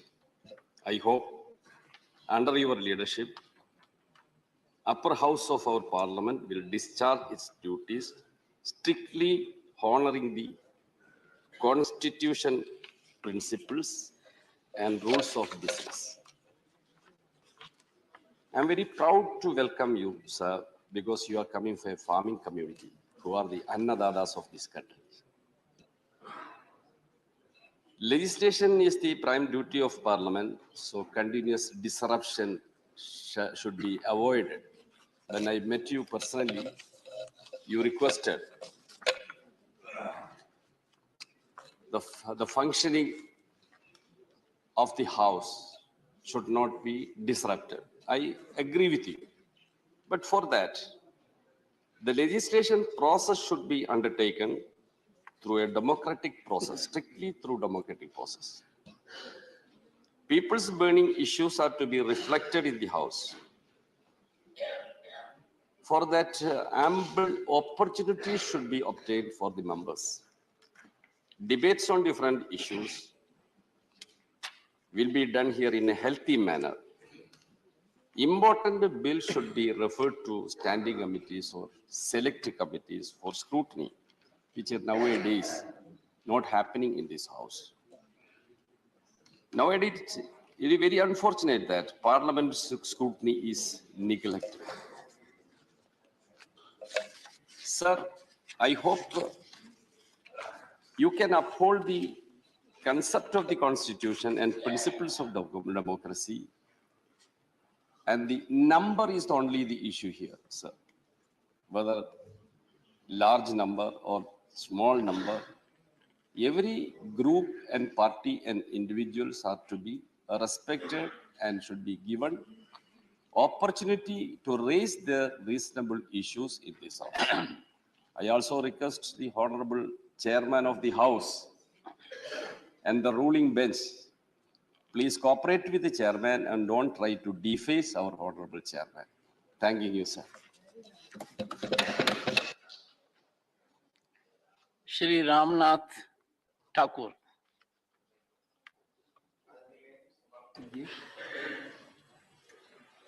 मैं अपने दल Janata Dal you हमारे नेता नीतीश कुमार जी की तरफ से और मैं अपनी तरफ से अपने परिवार की तरफ से आपका हार्दिक अभिनंदन, हार्दिक स्वागत करता हूं। मैं दो बातों की तरफ आपसे निवेदन के तौर पर रखना चाहता हूं। छोटे छोटे दलों को आप जिस तरह आप गरीब परिवार से आए हैं, किसान के रूप में, वरिष्ठ अधिवक्ता के रूप में, जब आपके यहाँ गरीब मुवक्किल आते रहे होंगे तो उनके प्रति जो आपकी हमदर्दी रहती होगी, उस हमदर्दी को रखते हुए आप छोटे छोटे दल के लोगों को अधिक समय देकर आप गौरवान्वित करने का अनुभव प्राप्त करेंगे, यह आपसे मेरा निवेदन है। अंत में मैं आपसे कहना चाहता हूं कि जो कुछ मेरे पास था तुझ तक ले आया हूं। देख देख दामन छोड़ के न जाना तू, याद रहे हम सबकी, यही कहने आया हूं। धन्यवाद। Dr. Thambidurai. Honorable Chairman, Vanakkam, sir. On behalf of ADMK Party and my General Secretary, Edapadi Palaniswamy, I congratulate you to occupy this highest position, sir. Sir, you know very well, as Prime Minister said, so many eminent persons served in the House, still serving eminent persons in the upper house. You are seeing the photograph opposite Dr. Radhakrishnan. He's a great philosopher and occupied that position which you are occupying now. Therefore, you are an eminent person and also you served as a minister in the 9th Lok Sabha. My association with you at that time where I also served the 9th Lok Sabha, as a minister you performed very well. Not only in the Lok Sabha, at the same time as a minister you visited the Rajya Sabha also. There it is not a new thing you. Sir, and also as I said, sir, eminent persons means, always I remember our Tamil Nadu great leader, Parent Anna, who occupied this in the house and gave many lectures here, many speeches also. Same way, my leader, Madam Amma Jayalalitha also served in the same Rajya Sabha. Therefore, we are also on the opportunity to serve here under your leadership and your guidance, sir. As our honorable member said, this house is a part of the parliament. I accept that.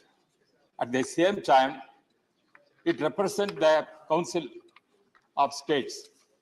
Most of the members representing from various states, they have come over here, not only pass many legislation, and also they protect the states' rights, federalism. The federalism is the most concept. This is the house represents that, sir. And also, sir,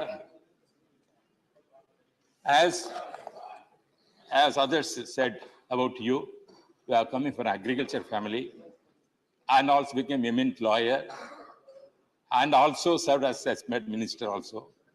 Therefore, you know very well about the sentiment of the house. As other members said, sometimes maybe small number here, sometimes large number also. The politics, it may change. Therefore, small numbers cannot be treated as small members because people are always with the small members also in the high level. That is the position in democracy. Therefore, as others requested, we have to give more time to others. And also one representation I want to make is humbly to make to you, sir. When you were calling for law, I also served as a presiding officer nearly 15 years in the Lok Sabha. As Deputy Speaker Lok Sabha panel of chairman, I served there 15 years. When I am presiding over, at that time we are taking the numbers of when allocating the time for the various political parties. At that time, we have to call the small party, different numbers we have to take, sir. Here, what is happening? Single member is called at the same time, 4 members, we are also part at the same time. It is calling, it's not correct, sir. That I request you, the numbers has to take it. The Lok Sabha, we have to take first numbers only. That according to that, we are calling. But here, the system is different. I request you, please consider it. And also, sir, I am having very affectionate with you, and I hope that on behalf of my ADM party, I will be supporting you.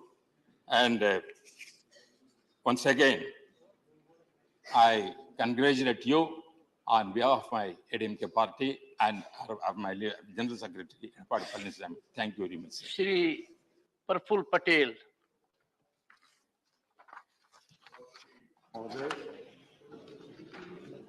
मेरे सभी साथियों के जज्बातों के साथ अपने जज्बात भी जोड़ते हुए आपको बहुत बहुत शुभकामनाएं, बहुत बहुत बधाई इस उच्च पद को ग्रहण करने के लिए। मेरा सौभाग्य रहा है कि आपके साथ 1989 से आपका और मेरा बहुत नज़दीक का संबंध रहा है और इसलिए आपके व्यक्तित्व को, जैसे कई लोगों ने अपने अनुभव में कहा, मैं भी उस बात को समझता हूं और जोड़ता हूं। ये सदन के बारे में और बाकी अपने अपने अनुभवों के बारे में कई हमारे साथियों ने यहाँ पर चर्चा की है, इसलिए उसी बात को या आपके व्यक्तित्व के बारे में दोहराते न हुए ये मैं कहूँगा कि लोकशाही में ये तो अलग बात है कि किसी के संख्या ज़्यादा होती, किसी की कम होती है। कई लोगों ने बोला है इस बारे में। देवेगौड़ा जी जैसे वरिष्ठ हमारे पूर्व प्रधानमंत्री जी ने भी अपनी बात कही। कभी हम भी पहली पंक्ति में बैठते थे, आज तीसरी पंक्ति में बैठते हैं। तो ये तो खैर समय समय की बात है, लेकिन अनुभव का कोई और पर्याय नहीं होता। अनुभव का कुछ ना कुछ फायदा अनुभव का इसका लाभ इस सदन ने लेना चाहिए और आप इस बात को भली भांति समझते हैं। इसके बारे में आपसे मेरी व्यक्तिगत चर्चा में भी इस बात को आपने हमेशा मान्यता दी है। केवल इतना ही कहूँगा कि आज तो आपको बड़ा वेल डिसिप्लिन क्लास यहाँ नजर आ रहा है। मुझे आज तो शिस्तबद्ध आपको सब लोग दिख रहे हैं। पहला दिन है, इसलिए आपके सम्मान में कोई व्यवधान नहीं आने वाला है, लेकिन निश्चित लोकतंत्र में ये सब बातों का आपको भी धीरे धीरे, जो आपने टीवी में देखा या आपके पुराने अनुभव में आपने जो देखा होगा, उसका कहीं ना कहीं आपको यहाँ पर ट्रेलर दोबारा दिखेगा जरूर, इसमें कोई शक नहीं है।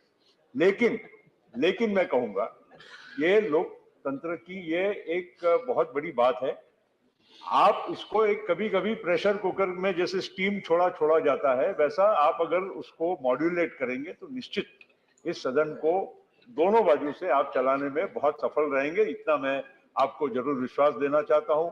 अंत में इतना ही कहूंगा कि हमारी पार्टी, हमारे नेता शरद पवार जी, एनसीपी की ओर से, हमारे सदस्यों की ओर से, कि हमने आज तक कभी ये लक्ष्मण रेखा, जो पार्लियामेंट्री जो गरिमा है और जो हमारे जो रूल्स है, इसको ध्यान में रखते हुए कभी वो लक्ष्मण रेखा का उल्लंघन नहीं किया है। हमारे ओर से आपको पूरा सहयोग मिलेगा, आगे भी रहेगा, हमेशा रहेगा। और आपको मेरे ओर से, मेरी पार्टी की ओर से, मेरे नेता की ओर से फिर से बहुत बहुत शुभकामनाएं देते हुए आपका सफल कार्यकाल रहे, इसकी प्रार्थना करते हुए आपसे रजा। Honorable members, the list is long. I'm overwhelmed. I would only suggest we economize time. Professor Ram Gopal Yadav. श्रीमान, मैं अपनी समाजवादी पार्टी और अपनी तरफ से आपका हृदय से स्वागत करता हूं। आपसे जब मैं पहली बार मिला तो आप जितना खुलेपन से मिले, क्योंकि इससे पहले जब मिलते रहे तो एक प्रोटोकॉल की जो दीवार बनी रहती थी, उतना ही मिलना, यहाँ बैठना, इतनी दूर बैठना, वो कुछ नहीं था। ये एक स्वाभाविक रूप से बहुत ही अच्छी बात थी और हमारे सारे मेंबर्स ने ये महसूस किया और उसकी तारीफ भी की। जहां तक के इस सदन की बात है, एक बात मैं आपको बताना चाहता हूं कि जब यहाँ बात होती है तो सब लोग सैद्धांतिक रूप से कहते हैं कि मैं सहयोग करूंगा, मैं सहयोग करूंगा, मैं सहयोग करूंगा, और कल आप देखेंगे बहुत सारे लोग सहयोग नहीं करेंगे। कारण ये होता है कि बहुत सारे ऐसे मुद्दे होते हैं जो जन आकांक्षाओं के खिलाफ होते हैं, या तो गवर्नमेंट के आदेश या फैसले या कोई बिल जो आ रहे हैं उनमें ऐसे प्रोविजंस होते हैं जो आम लोगों के हितों को एडवर्सली प्रभावित करने जा रहे होते हैं। तब जनता, जिनके हम प्रतिनिधि हैं, उनकी अपेक्षा होती है कि हमारी बात को यहाँ बैठे हुए लोग कहें, और अगर इजाजत नहीं दी जाएगी तो ये साइलेंट नहीं बैठ सकते, और साइलेंट बैठेंगे तो वो कल हमसे कहेंगे हमारे हितों के खिलाफ जब कानून बन रहे थे तो आप क्या कर रहे थे हाउस में। ये मजबूरी विपक्ष के लोगों की समझने की आवश्यकता है सबको। इसलिए मैं आपको बधाई तो देता हूं, स्वागत करता हूं, लेकिन ये आपसे वादा नहीं करता हूं कि सदन में व्यवधान उत्पन्न नहीं होगा। अगर जनहित के खिलाफ कोई बात होगी तो निश्चित रूप से होगा। बहुत बहुत धन्यवाद। श्रीमती प्रियंका चतुर्वेदी। सर, इस पे मेरा 2-1, हाँ, thank you. Honourable chairman sir, मैं अपनी पार्टी की तरफ से, शिवसेना की तरफ से और पार्टी के अध्यक्ष श्री उद्धव बाला साहेब ठाकरे जी की तरफ से आपको बधाई देना चाहूंगी और आपको शुभकामनाएं भी देना चाहूंगी कि आने वाले समय में आपका एक फ्रूटफुल टेन्योर रहे, सक्सेसफुल टेन्योर रहे। Sir, Rajya Sabha council of states है। हम सब अपने अपने राज्यों से चुनकर आते हैं। राज्यों की जो तकलीफें हैं, जो दिक्कतें हैं, हम उसको एक नेशनल लेवल पे लाकर उसके पे व्यापक चर्चा चाहते हैं। और राज्यसभा एक सबसे इम्पोर्टेंट प्लेटफॉर्म है जहां हम अपनी राज्यों की दिक्कतें बता सकें। दुर्भाग्य ये है कि आजकल सुनवाई कम होती है और आरोप ज्यादा लगते हैं। तो आपसे, आपकी तरफ देखकर मेरी बस यही उम्मीद रहेगी कि आप इस पर संज्ञान लेंगे, विपक्ष को भी बोलने का मौका मिलेगा। साथ ही साथ बहुत माननीय सांसदों ने कहा कि हम लक्ष्मण रेखा नहीं पार करना चाहते हैं और लक्ष्मण रेखा पार भी नहीं करते हैं। कोई भी यहाँ पर विपक्ष में, मैं मानती हूँ, लक्ष्मण रेखा नहीं पार करना चाहता है, पर सर जब अहंकार धर्म के ऊपर हो जाता है तो लक्ष्मण रेखा पार करना विपक्ष की जिम्मेदारी हो जाता है। तो वो काम हमने निभाया है, निभाते रहेंगे और उम्मीद है कि आपके एक्सपीरियंस को आप ध्यान में रखकर हम सभी को हमारी पार्टी की बात रखना, हमारे राज्य की बात रखने को महत्व देंगे। बहुत बहुत धन्यवाद sir, thank you so much. Shri Vinoy Viswam. Thank you, sir. Sir, I welcome you. I bow my head before you, and I wish you all possible cooperation. Sir, I may request you, kindly cooperate with us, to cooperate with you. When I say this, I mean not only you, the government also has to cooperate with us. So we are here to raise the voice of the people. And we will be doing that task of ours. Sir, I represent a small party, but I believe the small party is a great party which always has stood for the cause of the people, cause of the country, the cause of the constitution, always held the values of the democratic norms, secularism, federalism, and this country's socialist goals. With this, we came here, and we have a right here, a duty here, to raise those tasks in our capacity as much as possible. So this is the parliament. And in this parliament, we are sure that we have a role as opposition. Only that role we will play here. We heard the Honorable Prime Minister in the morning. He talked about Amrit Kal, the G20 chairmanship. We all wish that in this Amrit Kal, during this period of chairmanship, India can come to the better position in the global hunger index. We stand for that. He talked about Adivasis, Dalits, and women, and we wish that all those promises made by the government for these sections, deprived sections, he fulfills. We argue for that. And for such activities, we expect that they will cooperate with us. Sir, you are a Kisan-oriented man. He also talked about the Kisan. We have a request. Kindly legalize the MSP for the Kisan. So the promise, sir, one more. Sir, short duration discussion, calling attention, Rule 267, all these are in the rule book. We ask only those items in the rule book. But many a time, when it is denied, we have no other option but to raise the voice. Kindly help us not to raise the voice. Sir, one more thing, sir. I cannot resist myself because I felt it very seriously. When we met yesterday for the first time, I thought that you'll be a man of great protocol and great high-handedness. I came with that expectation. But you shattered all my expectations. You beheld me as a man known to me for so many years. I never expected a vice president, a chairman, to come to the car to see of a member. You did that. The first time yesterday, I told to my wife, I never report my parliamentary experience to my wife on a day-to-day basis. And then when I see her, I tell her. But yesterday, I thought that I should talk to her. I told her I met the chairman. And I told, he asked about you. He asked about our daughters. He knows everybody. Then she asked me how. I don't know how, but that is you. And my party have great trust on you, sir. And with this words, I conclude. Shri Ramji.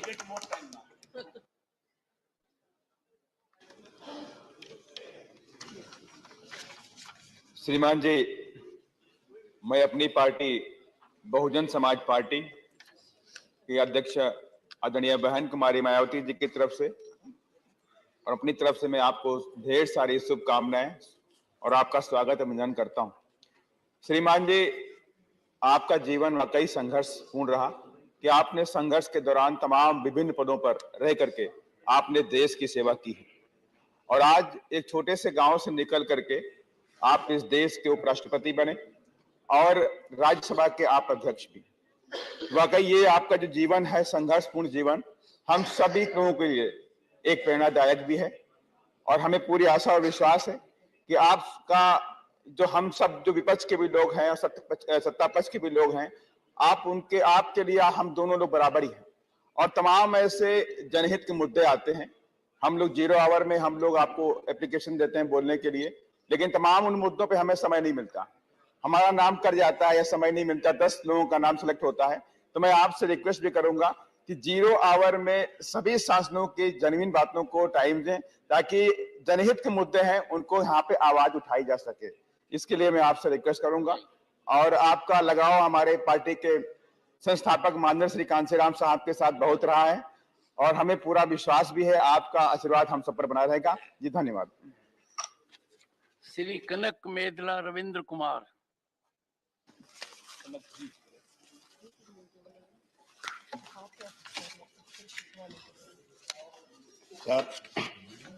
Chairman, sir. Thank you for giving us opportunities. Sir, on behalf of Telugu Party and on behalf of our leader, Chandrababu Naidu, I congratulate you to see in the post and the chair. Sir, you hail from a remote village in Rajasthan and reached the heights of the second constitutional post of this as vice president of this one. Sir, apart from that, you are a constitutional expert and also constitutional safeguard. You have filed a position to protect the safeguard the provisions of the constitution. And sir, you belong to legal fraternity. I am very happy to know that you have practiced from magistrate court to district court, high court and Supreme Court. Sir, you know the importance of the time and giving the opportunity to the members and unlike advocates. If you are not, if the advocate did not get an opportunity, did not allowed by the judge to present his case, he may lose his case. So likewise, if the opportunity is being given to a member, then he will justify his, his duties as a member of the Rajya Sabha and examining in the same point, similar point. I hope that you will give opportunity to the smaller parties since I am the lone member from our party and I expect that you will give sufficient time to participate in the debates and all citizens. Thank you, sir. Once again, congratulations. Shri Abdul Wahab. आदरणीय सभापति जी, मेरे तरफ से और my party Indian union Muslim league, मेरा party president Sadiq Ali Shihab तंगल से आपको कामयाब देते हैं। हम हिंदी में पहले दफा, अच्छा ना, सुस्वागत। Great future for you. Okay, Hindi में पहले बार बात करता है इधर। मेरा DMK friends may not like this, but okay, Shivaji is hello. Okay, I am last time, last how many 12 years, I am known as a 1-minute speaker or 2 minutes maximum, even though I am allotted 3 minutes, 5 minutes. My only request to you, this one, instead of putting us the tail enders, you put just like what you call a sandwich. One party, then small party, then one party, then small party, so that it will be justified and we can tell something, some points. Otherwise, everything is told by everybody. So, मेरा request है, ये ऐसा करने के सब काम आपको नमस्कार। श्री वीरेंद्र प्रसाद वैश्य।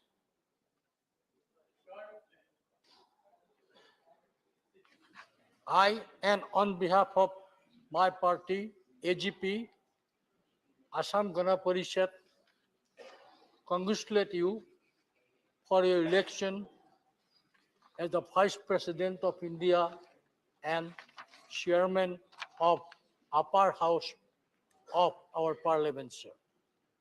So it is known to everybody, you have a vast experience in your social and political life, sir. Started a career as a good lawyer. You served the nation as a law minister. You served the nation as a parliamentary affairs minister. Even you served the West Bengal as a governor of West Bengal, sir. Sir, it is a golden opportunity for us to welcoming you as a chairman of upper house of our parliament, sir. Sir, I am coming from the northeastern region of our country, sir. Sir, population structure of northeastern region, you cannot compare with the other parts of the country, sir. Our population is less, sir, which compare with the other state of our country, sir. So, I like to give one example. This is your first day, sir. Being a shortest population, Mizoram has only one member in Rajya Sabha, sir. Arunachal have one member in Rajya Sabha, sir. Nagaland, only two members in Rajya Sabha, sir. Problem is that although they elected from their, it is a council of state, sir. They elected. Sir, the point is registered. Yes, The point is they registered. registered.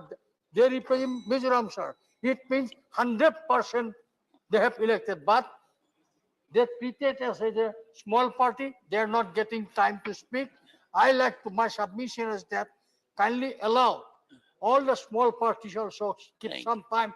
At least they can address problems faced by respective state chair. Thank you. With this, sir, I again welcome you and I wish all the success you Shri as a Vaiko. chairman of the Rajya Sabha. Yes. Honorable Mr. Chairman, sir, I am so thankful to you for giving me this opportunity at the fag end of the discussion. Normally, we are the victims, small parties.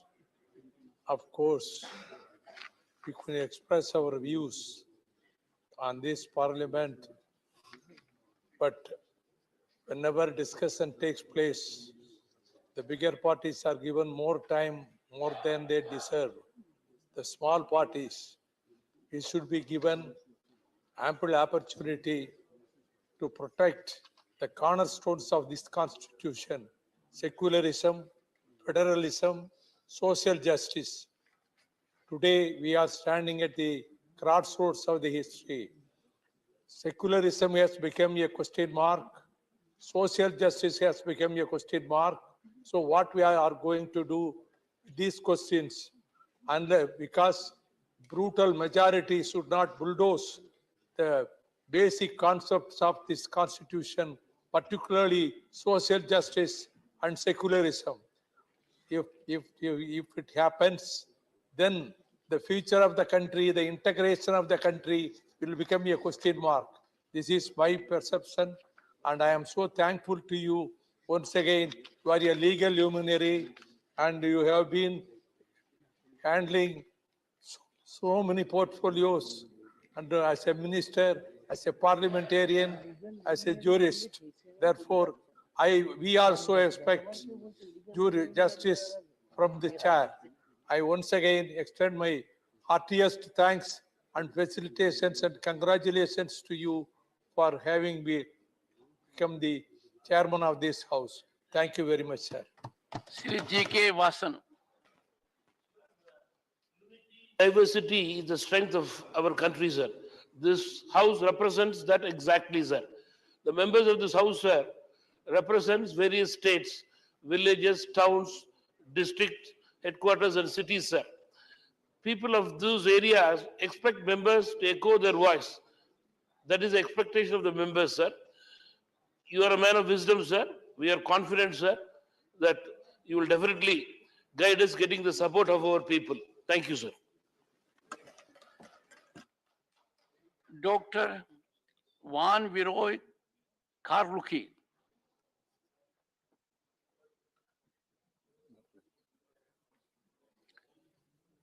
Sri K. Wallace Wana.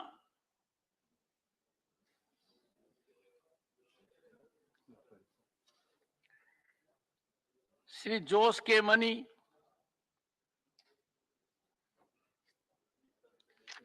Sri Jayant Chaudhary. सभापति जी, मेरे लिए व्यक्तिगत तौर से बहुत खुशी का अनुभव हो रहा है कि आपके सानिध्य और नेतृत्व में मुझे इस सदन के एक सदस्य के तौर पर काम करने का मौका मिलेगा। सभी सदस्यों ने माना, माननीय प्रधानमंत्री जी ने आपके जीवन परिचय के बारे में बहुत बात बताई। खुशी इस बात को लेकर भी है कि आप एक गांव के परिचय से आते हैं और इसलिए जो किसान की पीड़ाएं होती हैं, जो उनकी मेहनत होती है, जो धरती की पुकार होती है, उस भाषा को आप भली भांति जानते हैं। आप ये भी समझते हैं कि अक्सर सरकार के दावे और इस सदन में की गई बातों से धरातल पे जो तस्वीर है वो भिन्न होती है, अलग होती है, और इसलिए हम आपका संरक्षण चाहेंगे कि कोई गरीब से जुड़ी बात, आदिवासी से जुड़ी बात, किसान गांव की कोई बात अगर कोई भी मान्य सदस्य यहाँ करता है तो उस बात को आप और वक्त दें, उस सदस्य को और समय दिया जाए।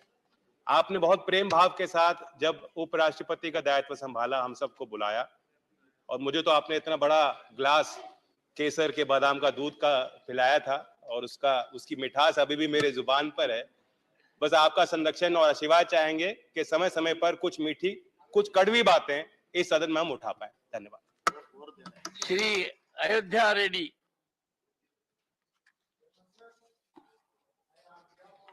YSR Congress Party and our President Sri Y.S. Jagan Mohan Reddy, we congratulate you and welcome you as a chairman of this August House. Sir, you are a role model when we look at your personal life, the discipline, the commitment, the hard work with which you have grown, and also the professional life in which, your wisdom and your experience, expertise was contributed, and then your social contributions that we have seen, and also the political contributions and the rich experiences that you have seen and served this nation makes you the real, the role model for this country.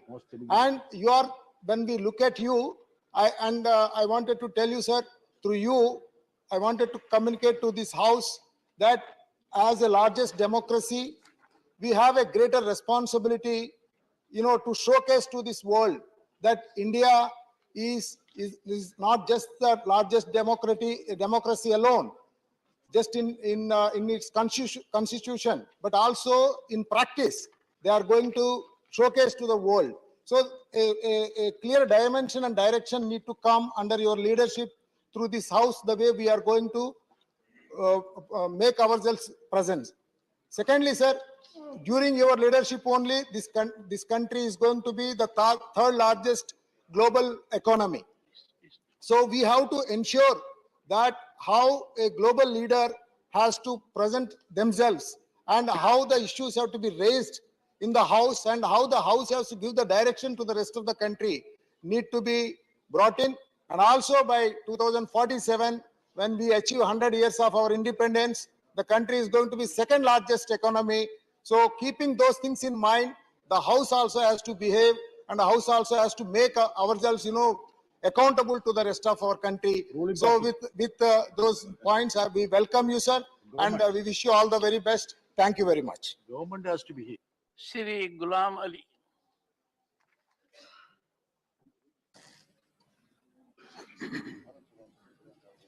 मैं president of India के द्वारा nominated member होने के नाते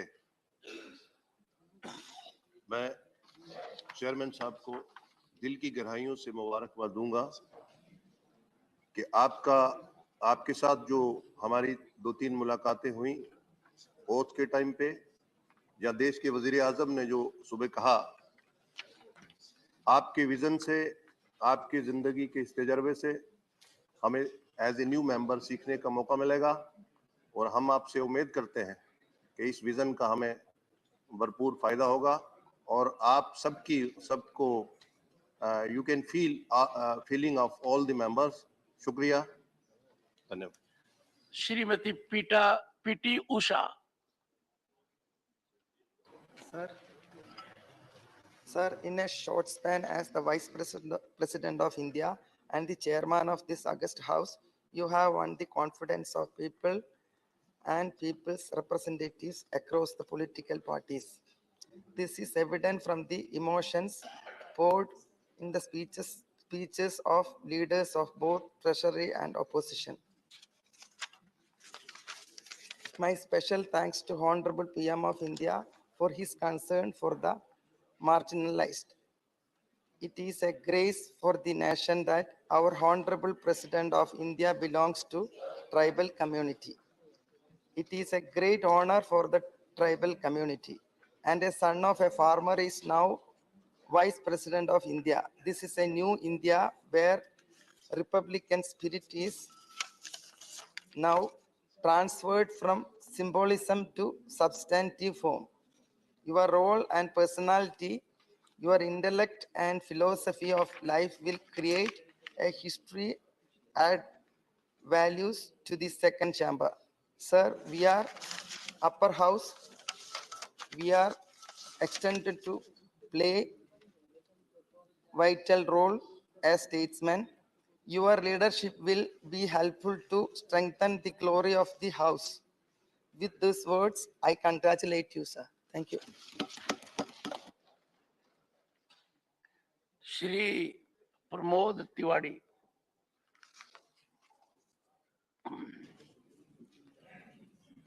माननीय सभापति जी, मैं आपका स्वागत भी करता हूं, अभिनंदन भी करता हूं और शुभकामनाएं भी देता हूं और इस बात का धन्यवाद भी देता हूं कि आपने मुझे अवसर दिया। अनवर, जिस कुर्सी पर आप बैठे हैं, बहुत बड़ी बड़ी विभूतियां बैठी हैं। उनका पुराना इतिहास आपके सामने है। आज उनका नाम आदर से लिया जाता है, पर कुछ लोग ऐसे होते हैं जिनकी पहचान कुर्सी से होती है और कुछ लोग ऐसे होते हैं जब कुर्सी पे बैठ जाते हैं तो उस कुर्सी की गरिमा बढ़ जाती है। मैं यही कामना करूंगा कि जब आपको याद किया जाए तो राज्यसभा की गौरवशाली परंपराओं के लिए याद किया जाए। हमारे लीडर ऑफ अपोजिशन ने साहब आपकी सारी खूबियां बताई और लोगों ने भी बताई। एक खूबी में जो छूट गई है, मैं उसे जोड़ना चाहता हूं। हम लोगों ने आपको सड़क पर विपक्षी नेता के तौर पर संघर्ष करते ज्यादा देखा है, सत्ता में कम देखा है। ये मैं अपना भविष्य ठीक करने के लिए बोल रहा हूँ, हम सबका भविष्य ठीक। सर, तो मैं समझ सकता हूं कि आपको विपक्ष की चिंताएं, परेशानियां और कष्ट का अंदाजा किसी और से बेहतर होगा, क्योंकि एक साधारण परिवार से यहां तक का सफर आपने तय किया। और अभिषेक भाई भी कह रहे थे, लीगल फील्ड में आपका बड़ा नाम था सर, लेकिन वहां एक फर्क था, यहाँ एक फर्क है। वहां तो आप प्रार्थना करते थे फैसला गरीब के हक में आए, पर सर अब तो यहाँ आपको फैसला करना है, और फैसला जो कभी बड़ों के खिलाफ होता है, और बड़ों से मेरा मतलब यहाँ तो सरकार से, तो सर ज्यादा दुआएं मिलेंगी, ज्यादा आशीर्वाद मिलेगा, ज्यादा लोगों को इतिहास आपका याद रहेगा। इतिहास तो सब पढ़ लेते हैं सर, मैं सर सिर्फ एक आग्रह करना चाहता हूँ, इतिहास में आप ना पढ़े जाएं सर, इतिहास आप बनाएं, इसके लिए पूरा विपक्ष आपके साथ खड़ा रहेगा, ये हम सब आपसे वादा करते हैं। के मनी। और एक बात कह के मैं जरूर बात अपनी खत्म करूंगा। सर, उत्तर प्रदेश से हूं, राजस्थान से चुन के आया हूं अब ये कहने की जरूरत नहीं कि राजस्थान में आपने जन्म लिया है, वहाँ की विषमताएं हैं, मुकुल भाई भी राजस्थान से आए हैं, तो अगर आप हम लोगों का ख्याल रखेंगे तो आप राजस्थान का ख्याल रखेंगे, अपना ख्याल रखेंगे। तो मैं आपसे आग्रह करूंगा कि भविष्य में ऐसे ही आप मुस्कुराते रहें। सर मेरी तरफ देख लीजिए जरा, मुस्कुराते ऐसे ही आप मुस्कुराते रहें, ये हमारा प्रयास होगा। इनके चक्कर में मत पड़िएगा सर, इनके चक्कर में जो पड़ा हो गया। धन्यवाद। I extend my hearty congratulations in assuming the taking up the post of the chairmanship of the upper house.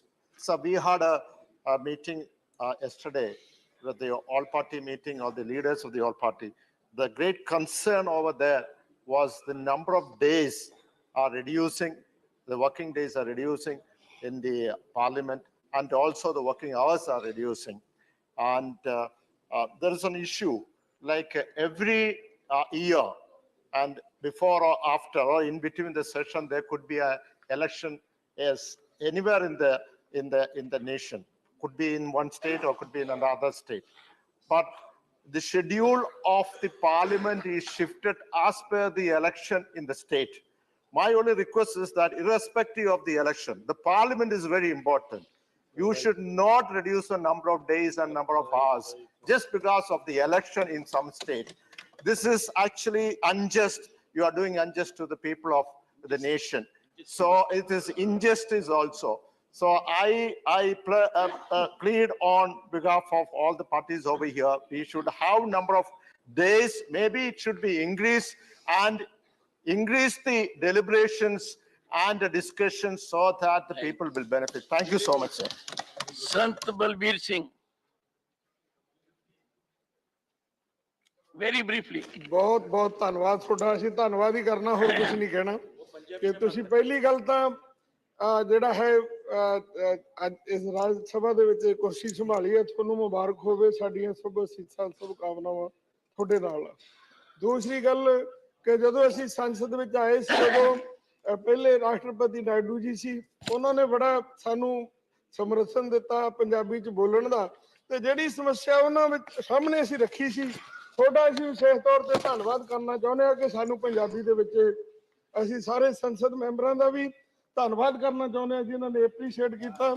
ਸਾਨੂੰ ਪੰਜਾਬੀ ਦੇ ਵਿੱਚ ਅੱਜ ਜਿਹੜਾ ਹੈਗਾ ਅਸੀਂ ਚਾਹੁੰਦੇ ਸੀਗੇ ਉਹ ਸਾਨੂੰ ਮਿਲ ਗਿਆ। ਸੋ ਬਹੁਤ ਬਹੁਤ ਤੁਹਾਡਾ ਧੰਨਵਾਦ ਕਿ ਉਸ ਦਿਨ ਤੁਸੀਂ ਮਿਲੇ ਤੇ ਜਿਸ ਤਰੀਕੇ ਨਾਲ ਤੁਸੀਂ ਮਿਲੇ ਆ, ਅਸੀਂ ਬਹੁਤ ਪ੍ਰਭਾਵਿਤ ਹੋਏ ਕਿਉਂਕਿ ਗੱਲ ਨੂੰ ਸੁਣਨ ਨਾਲ ਹੀ ਅੱਧਾ ਦੁੱਖ ਜਿਹੜਾ ਹੈਗਾ ਉਹ ਟੁੱਟ ਜਾਂਦਾ। ਨਾਲ ਦੀ ਨਾਲ ਤੁਸੀਂ ਫੈਸਲਾ ਕੀਤਾ। ਤੇ ਇੱਕ ਗੱਲ ਅਸੀਂ ਜਿਹੜੀ ਹੈਗੀ ਹੈ ਵਿਸ਼ੇਸ਼ ਤੌਰ ਤੇ ਰੱਖਣਾ ਚਾਹੁੰਦੇ ਹਾਂ ਕਿ ਪਹਿਲੀ ਵਾਰੀ ਅਸੀਂ ਸੰਸਦ ਆਏ, 8 ਦਿਨ ਪਿਛਲੇ ਵਾਰੀ ਸੰਸਦ ਨਹੀਂ ਚੱਲੀ, ਤਾਂ ਇੰਨੇ ਮੌਜੂਦ ਸੀਗੇ ਕਿ ਅਸੀਂ ਸਾਨੂੰ ਜਿਸ ਮਕਸਦ ਦੇ ਨਾਲ ਇੱਥੇ ਭੇਜਿਆ ਤੇ ਉਹ ਜਿਹੜਾ ਹੈਗਾ ਸਾਡਾ ਮਕਸਦ ਨਹੀਂ ਪੂਰਾ ਹੋ ਰਿਹਾ।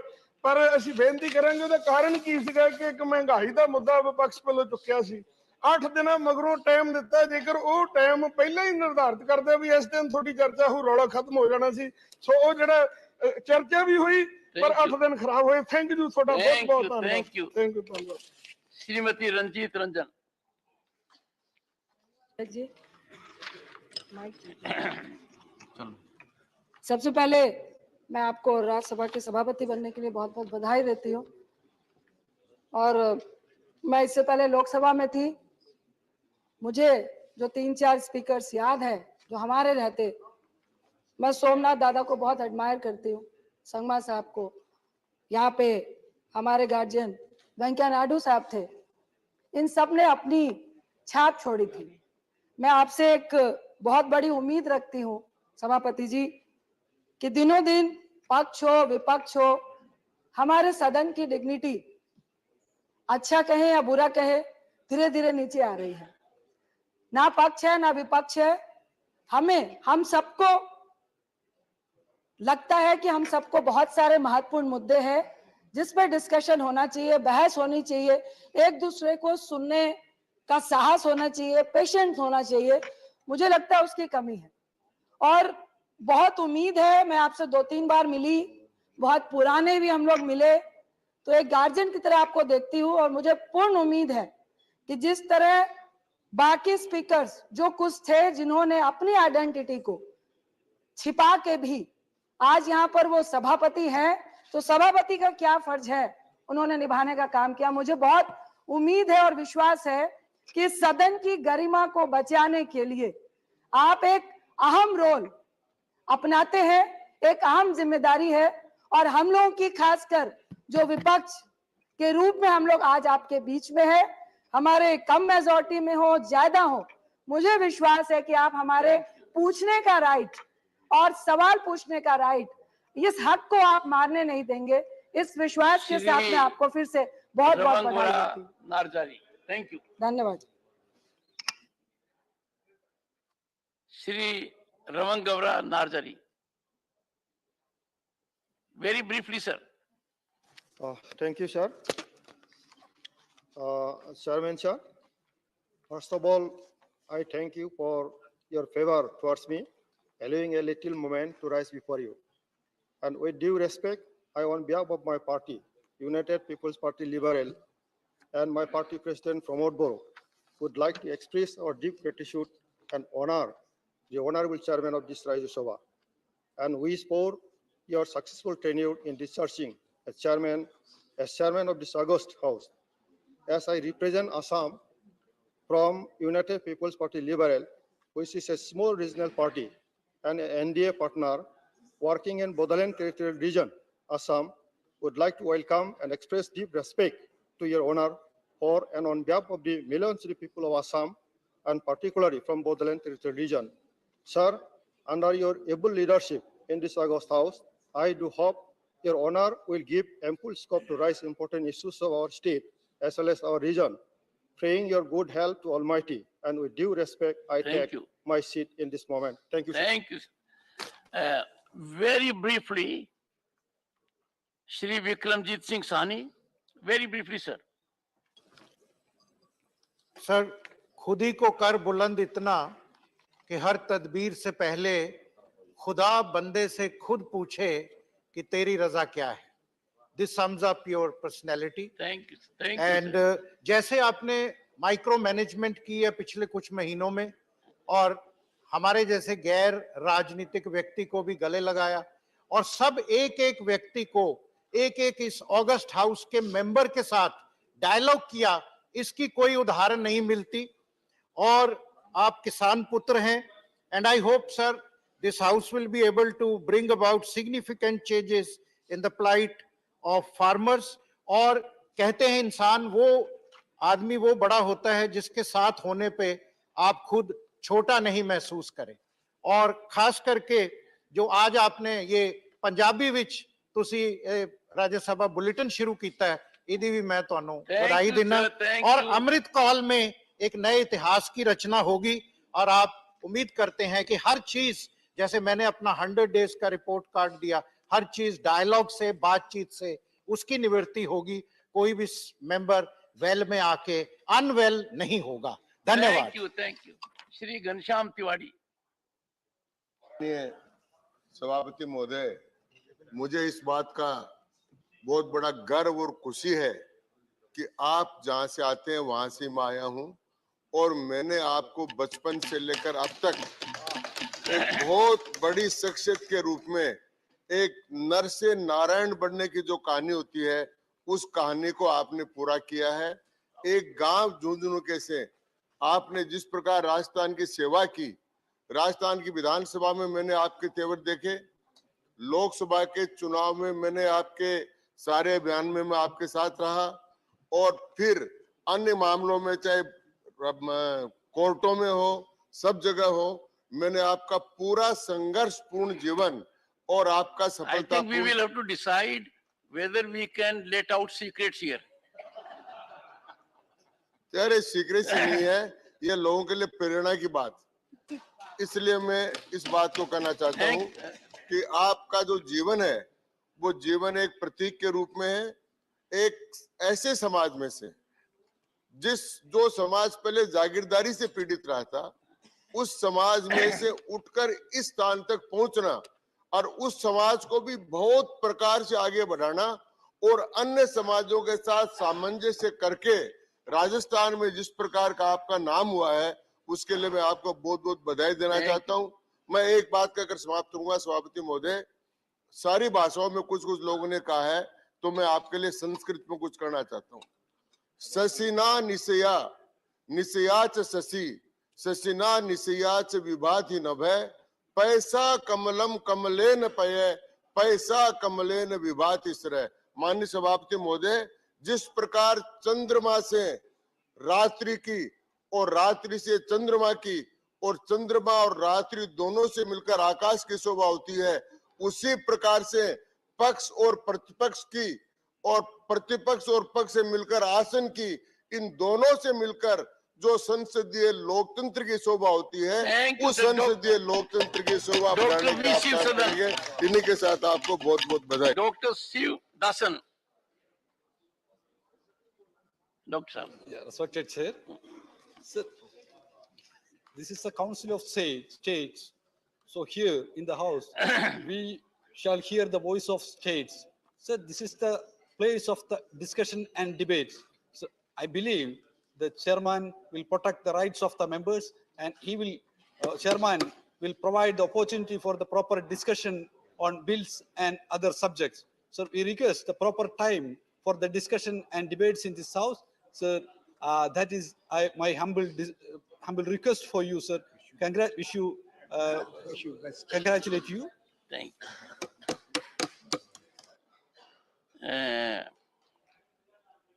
Because of the time factor, it is becoming difficult to accommodate some of you who wanted to say something. Very briefly, I would complete the list very briefly. Shrimati Rajni Patil. Ma'am, very briefly. Thank you, sir. Sir actually हमारे विपक्ष के नेता खरगे साहब बोलने के बाद हमारे कहने का कोई मतलब नहीं था, क्योंकि हाथी के पाँव में सबके पाँव आते हैं। हमारे पार्टी की तरफ से वो बोल रहे थे, लेकिन सभी लोगों ने जो बोला उसमें एक बहुत ही बड़ी बात छूट गई है, जो मैं यहाँ पे उद्धृत करना चाहती हूँ। मैं और मेरी सहकारी वंदना चौहान जी जब आपको मिलने आए थे, तो जो हमने देखा और हमने जो महसूस किया, वो सबसे बड़ी बात जो एक महिला हो के मुझे लगी, वो मैं आपके बारे में बोलना चाहती हूँ। क्योंकि सब लोगों को रानी लक्ष्मीबाई चाहिए, लेकिन वो पड़ोस के घर में चाहिए, अपने घर में नहीं चाहिए होती है।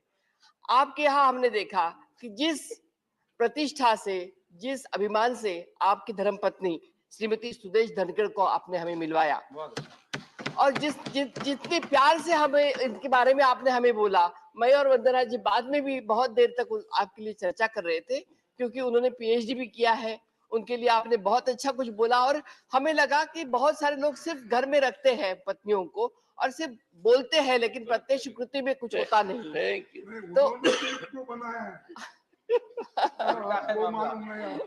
तो इसलिए ये एक आपका पहलू मैं करना चाहती थी। और जो हमारे नेता खरगे साहब ने जो बोला, जो उन्होंने बोला, उसका एक सिर्फ उदाहरण देना चाहती हूँ कि एक श्लोक में कि जब हमारा दिन आएगा, उन्होंने बोला, तो जब श्री कृष्ण ने अर्जुन को बोला था कि मनुष्य न हो तो बलि, समय हो तो बलवान, बिल्लर चोरे गोपिका, वही अर्जुन वही बाण। जब अर्जुन और बाण वही था, तो भी अर्जुन का जब हार हुई थी, तो वही अर्जुन वही बाण होता है, समय हर एक का आता है। धन्यवाद सर।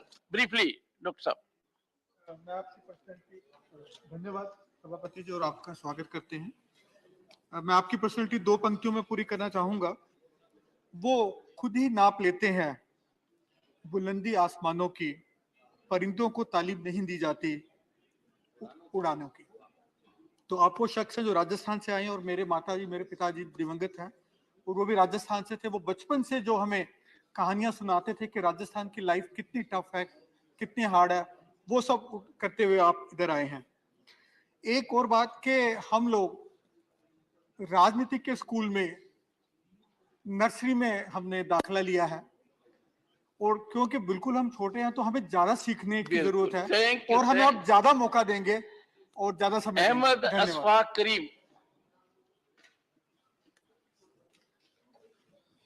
Sir very briefly. माननीय सभापति जी, मैं राष्ट्रीय जनता दल से हमारा ताल्लुक है। मैं आज आपका खैर मकदम करते हुए फख्र महसूस करता हूं। आपकी इज्जत अफजाई करते हुए और जितना सभी माननीय सदस्यों से सुना, और भी फख्र और भी सर ऊंचा होता है। कुछ रोज कबल आपने मुझे तबादला ख्याल करने का मौका फराहम किया था। आपकी गुफ्तगू से मैंने आपकी काबिलियत और आपकी इल्मी सलाहियत का कायल हो गया और उम्मीद करता हूं कि रैशनल अप्रोच के साथ आपकी सरपरस्ती में ये सदन चलता रहेगा और बहुस्न खूबी आगे बढ़ता रहेगा। Thank you. साबिक चेयरमैन की अलविदाई के मौके पर मैंने इसी सदन में कहा था, आप जैसे बावकार लोग बावकार चेयर दूसरों के हवाले कर देते हैं और आज हम सबों के बीच आप सभापति की कुर्सी को जीनत बख्श रहे हैं। मैं ईश्वर से दुआ करता हूं कि आप सेहत व आफियत के साथ इस सदन को आगे बढ़ाते रहें और बड़ी खुशी होती है जब मुझे बैठाल कर कोई मेरी तारीफ करता है और सच्चाई बयान करता है और कितना खुश हूं कि आप बैठे इस जीनत भरी कुर्सी पर हैं और सारे लोग आपके ताल्लुक से बड़ी बड़ी बातें कह रहे हैं। ये बड़ा ही बहुस्न खूबी का मौका है। बहुत बहुत शुक्रिया। इमरान प्रतापगढ़ी। आदरणीय सभापति महोदय, आपका बहुत बहुत स्वागत है, खैर मकदम है। ये वो पहले शब्द हैं जो मैं इस हाउस में पहली बार बोल रहा हूं। पिछली बार विदाई समारोह था तो ऐसा मौका आया था कि मैं बोलूं, लेकिन मुझे लगा कि नहीं, मैं स्वागत समारोह में बोलूंगा तो ज्यादा अच्छा रहेगा। मैं बस 1 मिनट आपका समय चाहता हूं। बस मैं आपसे यह कहना चाहता हूं कि मैं सदन में दूसरा सबसे छोटा, सबसे कम उम्र का सदस्य हूं, तो मेरी गुजारिश आपसे यह है कि ये जो दीवारें हैं ये सिर्फ ईंट गारे और लकड़ी से बनी हुई नहीं है। इसमें न जाने देश के करोड़ों लोगों की भावनाएं और जज्बात शामिल हैं।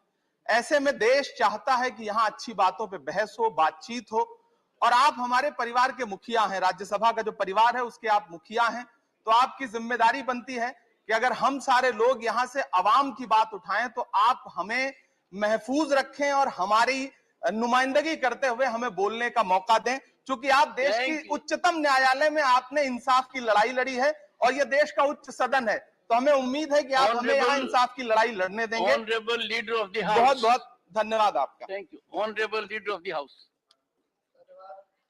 माननीय सभापति महोदय, आज हम सबके लिए बहुत खुशी की बात है, बहुत गर्व की बात है।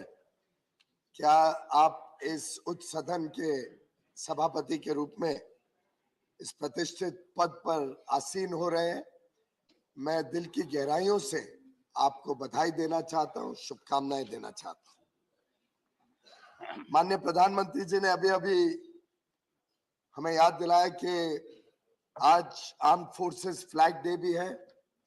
मुझे याद आ रहा था एक अंग्रेजी फिल्म स्टार वॉर्स, जिसमें एक बड़ा प्रसिद्ध वाक्य हुआ था, मे the force B with you.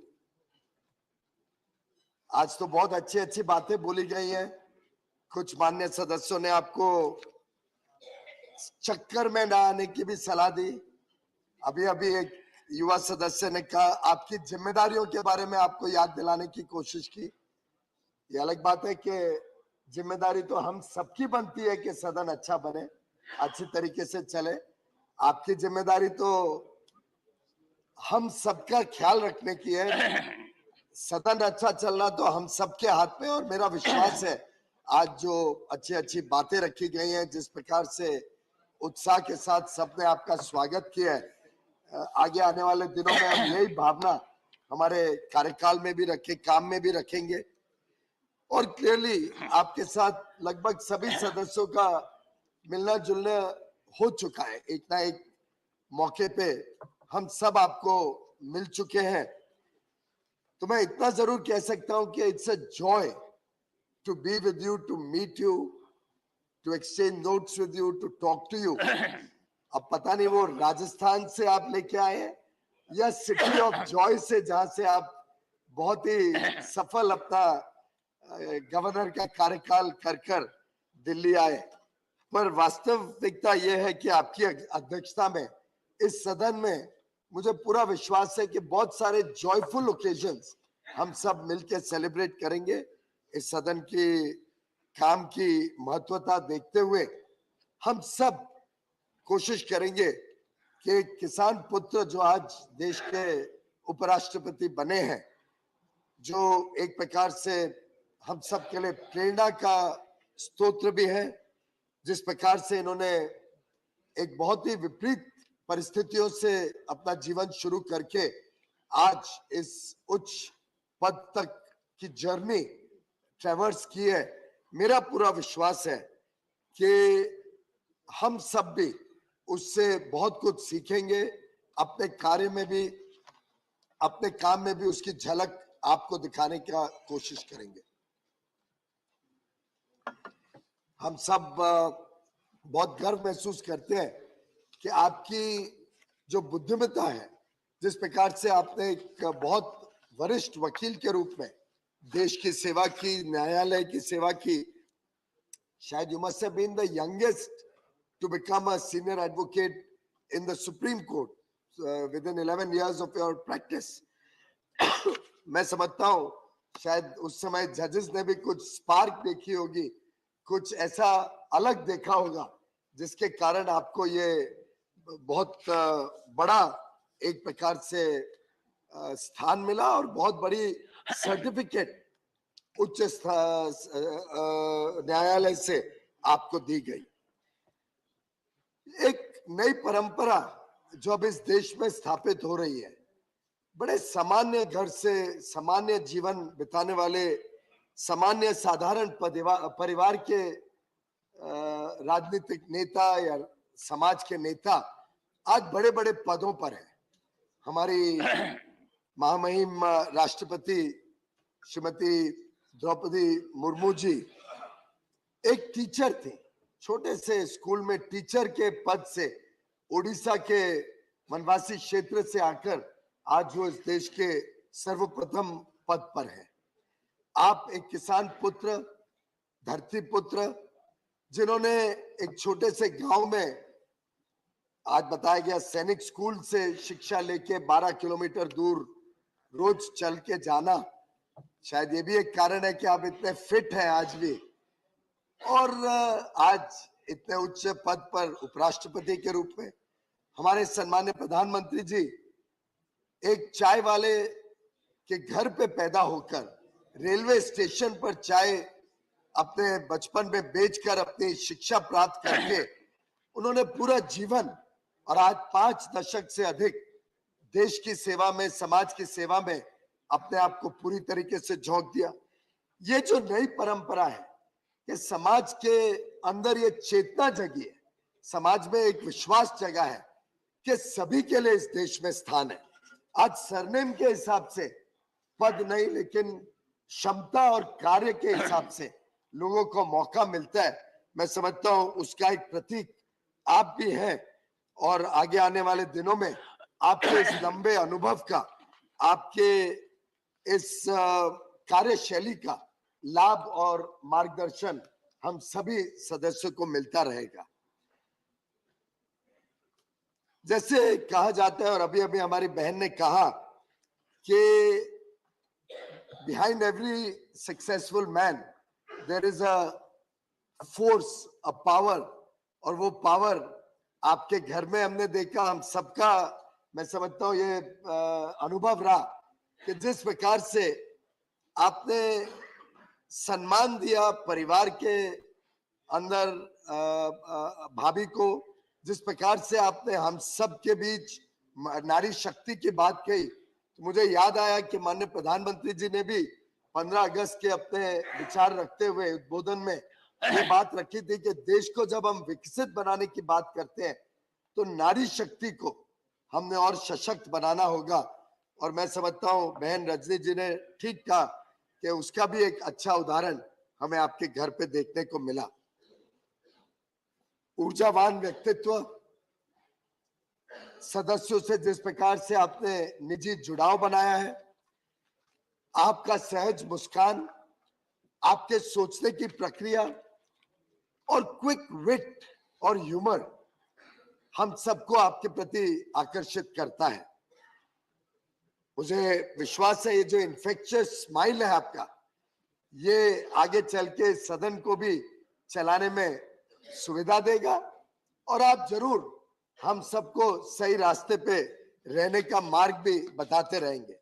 एक प्रकार से कल जब बिजनेस एडवाइजरी कमेटी की बैठक चल रही थी, हमने आपका स्कॉलरली और रीजन्ड अप्रोच कल देखने का एक पहला मौका पहली बीएससी में हमें मिला। मैं बड़ा इंप्रेस हुआ कि आपके कमेंट से कि स्टैटिस्टिक्स नहीं डिटरमिन करती है कि विषय को आगे कैसे लेके जाना है। स्टैटिस्टिक्स पे नहीं निर्भर होगा कि कोई बिल स्टैंडिंग कमिटी में जाए या सिलेक्ट कमिटी में जाए। Statistics have their own place, पर सब्सटेंस विल मैटर। सब्सटेंस के ऊपर तय करना पड़ेगा कि आगे कार्रवाई में किस प्रकार से आगे बढ़ना है। समय भी बहुत जरूरी होता है, समय वेस्ट ना हो, समय का सदुपयोग हो, और आखिर कोई ना कोई कानून या कोई ना कोई कार्य हम सबके समक्ष जब रहता है हाउस में, तो जरूर कोई ना कोई उसकी इंपॉर्टेंस है, उसकी समय की इंपॉर्टेंस है। और कई विषय ऐसे हैं जिसमें आम सहमति बन सकती है, आम सहमति से कार्य आगे तेज गति से बढ़ सकता है। क्योंकि अगर हमें इस अमृत काल में इस देश को विकसित बनाना है, और जिसमें मैं समझता हूं देश का हर सदस्य एकजुट है, एक मत का है, तो स्वाभाविक रूप से समय की भी अपनी अहमियत है। और जो निर्णय देश हित में है, जनहित में है, वो त्वरित लेने का भी एक बहुत बड़ा मैसेज देश को जाता है, समाज को जाता है। माननीय सभापति जी, मैं आपका एक और विषय के लिए तहे दिल से धन्यवाद करना चाहता हूं। आपने जिस प्रकार से हम सबका मान रखा और इस उच्च सदन का, वास्तव में पूरी लोकतांत्रिक प्रक्रिया का मान रखा, जब आपने एक विषय जो कई वर्षों से सबको पीड़ा दे रहा था कि क्या पार्लियामेंट में पास किया हुआ कानून, और ऐसा कानून जिसमें सर्वसम्मति थी, लोकसभा में सर्वसम्मति, राज्यसभा में एक एब्सटेंशन छोड़ दे तो सभी राजनीतिक दलों की और सभी बाकी सदस्यों की, जब सर्वसम्मति से कानून पारित होता है तो उसकी एक अहमियत है। और जो आपने वी द पीपल का उद्बोधन दिया, जिस प्रकार से आपने the will of the people के बारे में अपने एक रिसेंट भाषण में बात रखी, मैं समझता हूं इस सदन के हर सदस्य के लिए और हर सदस्य के आत्मसम्मान की आपने उस दिन चिंता की। आपने इंश्योर किया कि हमारा भी एक प्रकार से हौसला बने कि हम आगे चल के भी कानून देशहित और जनहित के बनाते रहे। माननीय सभापति महोदय, आपके जो 2 ओवरसीज विजिट्स रहे, वो भी वास्तव में हम सबको बहुत गौरवान्वित करते हैं। आपको देखते हुए वहां पे बड़े बड़े विश्व नेताओं के साथ चर्चा करते हुए, और बाद में मुझे जानकारी मिली आपने किस बहुत तीव्रता से जो देश ने कोविड की महामारी की लड़ाई लड़ी, किस प्रकार से जो कल ही उच्च न्यायालय में, सुप्रीम कोर्ट में भी जिस बात का उल्लेख किया गया, जिस बात की तारीफ की गई कि कैसे पूरे देश ने मिलके, केंद्र सरकार, राज्य सरकारें, सब ने मिलके कोविड महामारी के सामने लड़ाई लड़ी, कैसे केंद्र सरकार ने भुखमरी नहीं होने दी। प्रधानमंत्री गरीब कल्याण अन्न योजना से देश के कोने कोने तक 80 करोड़ से अधिक भारतवासियों को मुफ्त में अनाज पहुंचाने का जो काम किया, उसकी कल सुप्रीम कोर्ट में भी काफी विस्तार से तारीफ हुई है। आपने ये बात जब विश्व नेताओं के सामने और विश्व के सबसे बड़े और आर्थिक दृष्टिकोण से मजबूत नेताओं के सामने जब आपने रखी और आपने बताया कि उन्होंने सबने तारीफ की भारत की, तो मैं समझता हूं हर मेंबर का, हर सदस्य का सीना चौड़ा होता है, क्योंकि हम सबका भी उसमें एक छोटा योगदान है। माननीय सभापति महोदय, मैं समझता हूं when great people set the direction, others follow them. Under your leadership, we will work with the high ideals, high principles with which you will set the direction. And I'm sure the work of the Rajya Sabha, the work that we do in this upper house, the House of Elders, the House of States, will also resonate in the other houses, in the other assemblies across the country. I'm sure the way we are all working for a developed India, we are all working to take prosperity to the last man at the bottom of the corridor. the last man at the bottom of the pyramid, जो गरीब से गरीब व्यक्ति के लिए अंत्योदय की भावना से आज हम सब काम कर रहे हैं कि देश में कोई वंचित ना रहे, कोई शोषित ना रहे, कोई पीड़ित ना रहे, समाज के हर वर्ग का बिना भेदभाव से उत्थान हो, उस काम में पूरा देश आज देश में भी और दुनिया में भी अपना वर्चस्व बना रहा है। आज पूरी दुनिया भारत की प्रशंसा भी कर रही है, भारत की ओर देख रही है, विश्व की अर्थव्यवस्थाओं को गति देने के लिए, प्रगति देने के लिए। आज पूरा विश्व देख रहा है कि हमारे 140 करोड़ लोगों में जो क्षमताएं हैं, जो संभावनाएं हैं, उससे पूरा विश्व आकर्षित भी होता है और उनको उम्मीद भी भारत के ऊपर टिकी हुई है। और ऐसे में मैं समझता हूं इस सदन की भी भूमिका बहुत अहम रहेगी। आपके कुशल नेतृत्व में, आपकी बुद्धिमत्ता से हम पूरे देश को ऐसा संदेश देंगे कि हम एक अच्छा सदन अच्छी तरीके से चलेगा, अच्छी तरीके से काम करेगा और जो देश के करोड़ों लोगों की आशाएं, अपेक्षाएं हैं, जो सपने हैं, उनको पूरा करने में हम सब अपना दायित्व निभाएंगे। आपके नेतृत्व में, आपके मार्गदर्शन में मैं आपको विश्वास दिलाना चाहता हूं सदन के हर सदस्य के बिहाफ पे कि हम अपनी जिम्मेदारी, अपने दायित्व का जरूर निर्वहन करेंगे और इस सदन की कार्रवाई को अच्छी तरीके से चलाएंगे।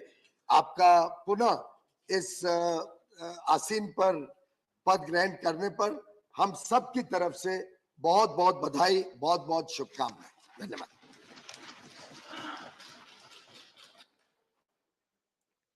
Honorable Leader of the House,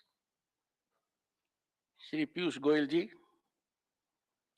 Honorable Leader of the Opposition, Shri Mallikarjun Kharge ji, Honorable former Prime Minister, Shri S.D. Devgowda ji, Honorable Ministers, Honorable Leaders of respective parties, Honorable Members. Deeply moved and touched by the indulgent words of welcome by the Honorable Prime Minister, Honorable Leader of Opposition, Leader of the House, and those who followed. Grateful to the Honorable Members of Parliament for affording opportunity to be in service of Bharat as Vice President of India and Chairman of this august House. Looking forward to contributing to growth trajectory of the largest vibrant democracy in the world and vindicate its trust and confidence.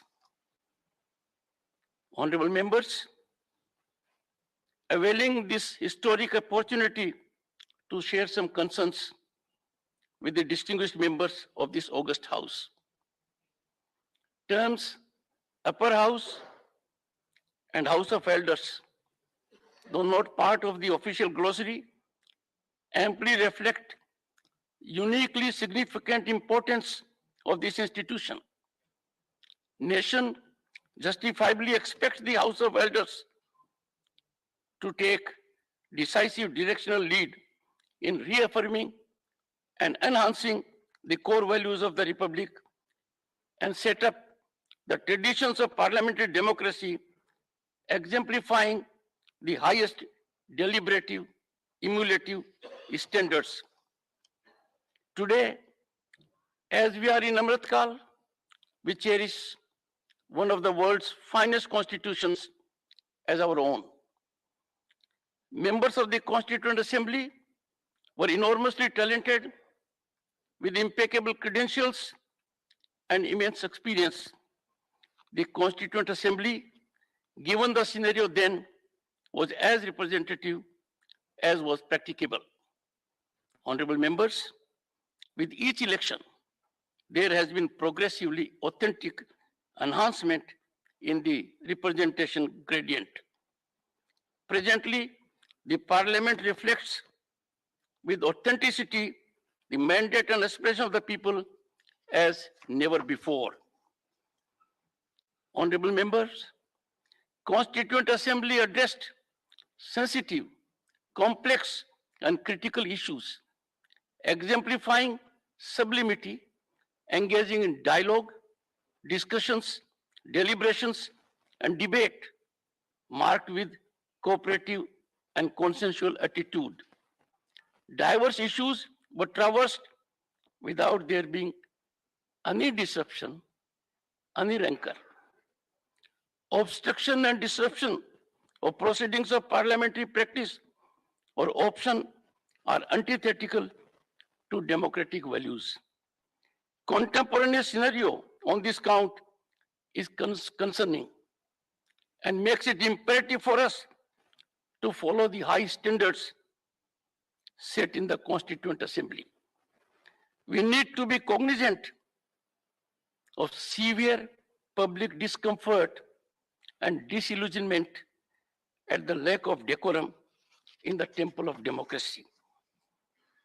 Honorable members, democracy blossoms and flourishes when its three facets, the legislature, the judiciary, and the executive, scrupulously adhere to their respective domains. The sublimity of doctrine of separation of powers is realized when the legislature, judiciary, and the executive optimally function in tandem and togetherness, meticulously ensuring scrupulous adherence to respective jurisdictional domain.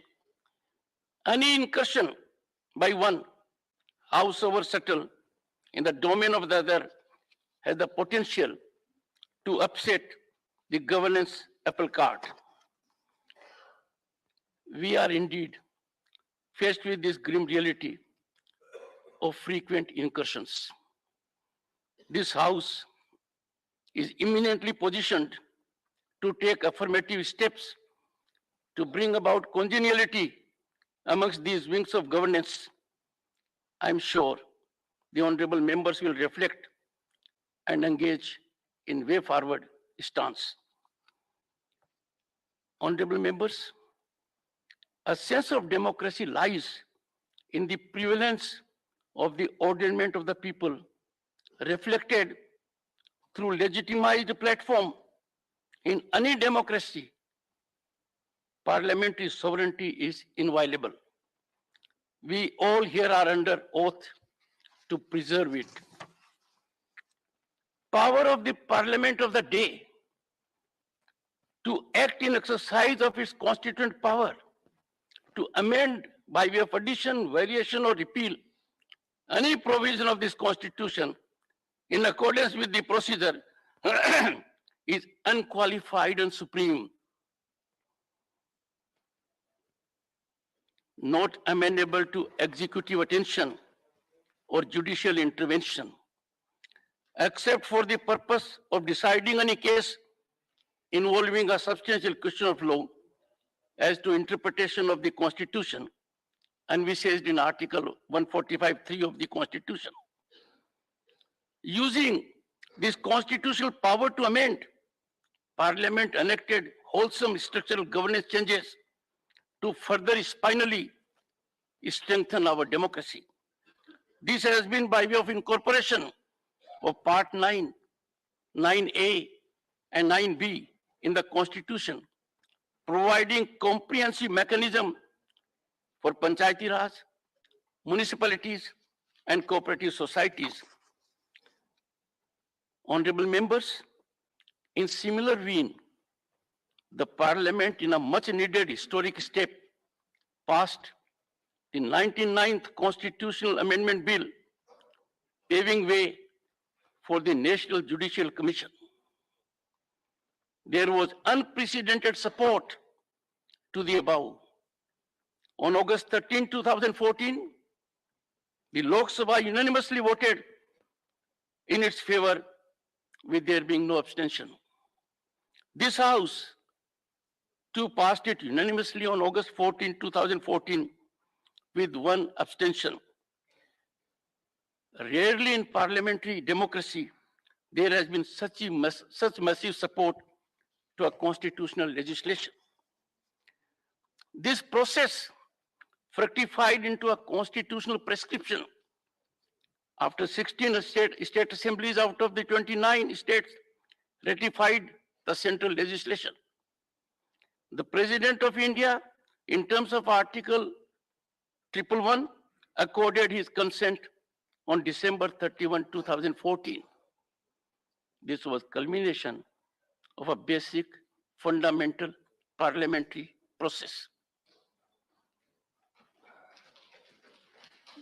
This historic parliamentary mandate was undone by the Supreme Court on October 16, 2015, by a majority of 4:1, finding the same as not being in consonance with the judicially evolved doctrine of basic structure of the Constitution. Honorable members, there is no parallel to such development in democratic history, where a duly legitimized constitutional prescription has been judicially undone. A glaring instance of severe compromise of parliamentary sovereignty and disregard of the mandate of the people, of which this House and the Lok Sabha are custodians.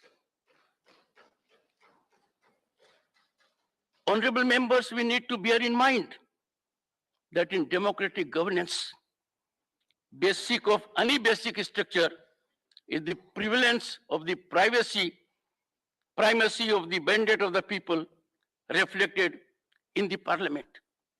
Parliament is the exclusive and ultimate determinative of the architecture of the Constitution.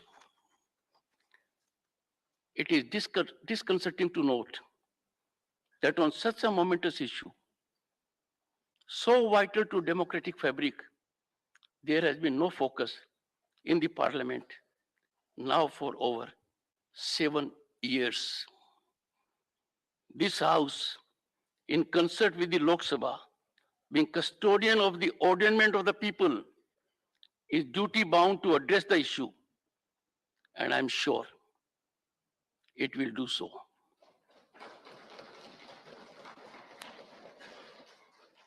Honorable members, authorities in constitutional positions in any institution are required to exemplify their conduct by high standards of propriety, dignity, and decorum. Time for all constitutional institutions to reflect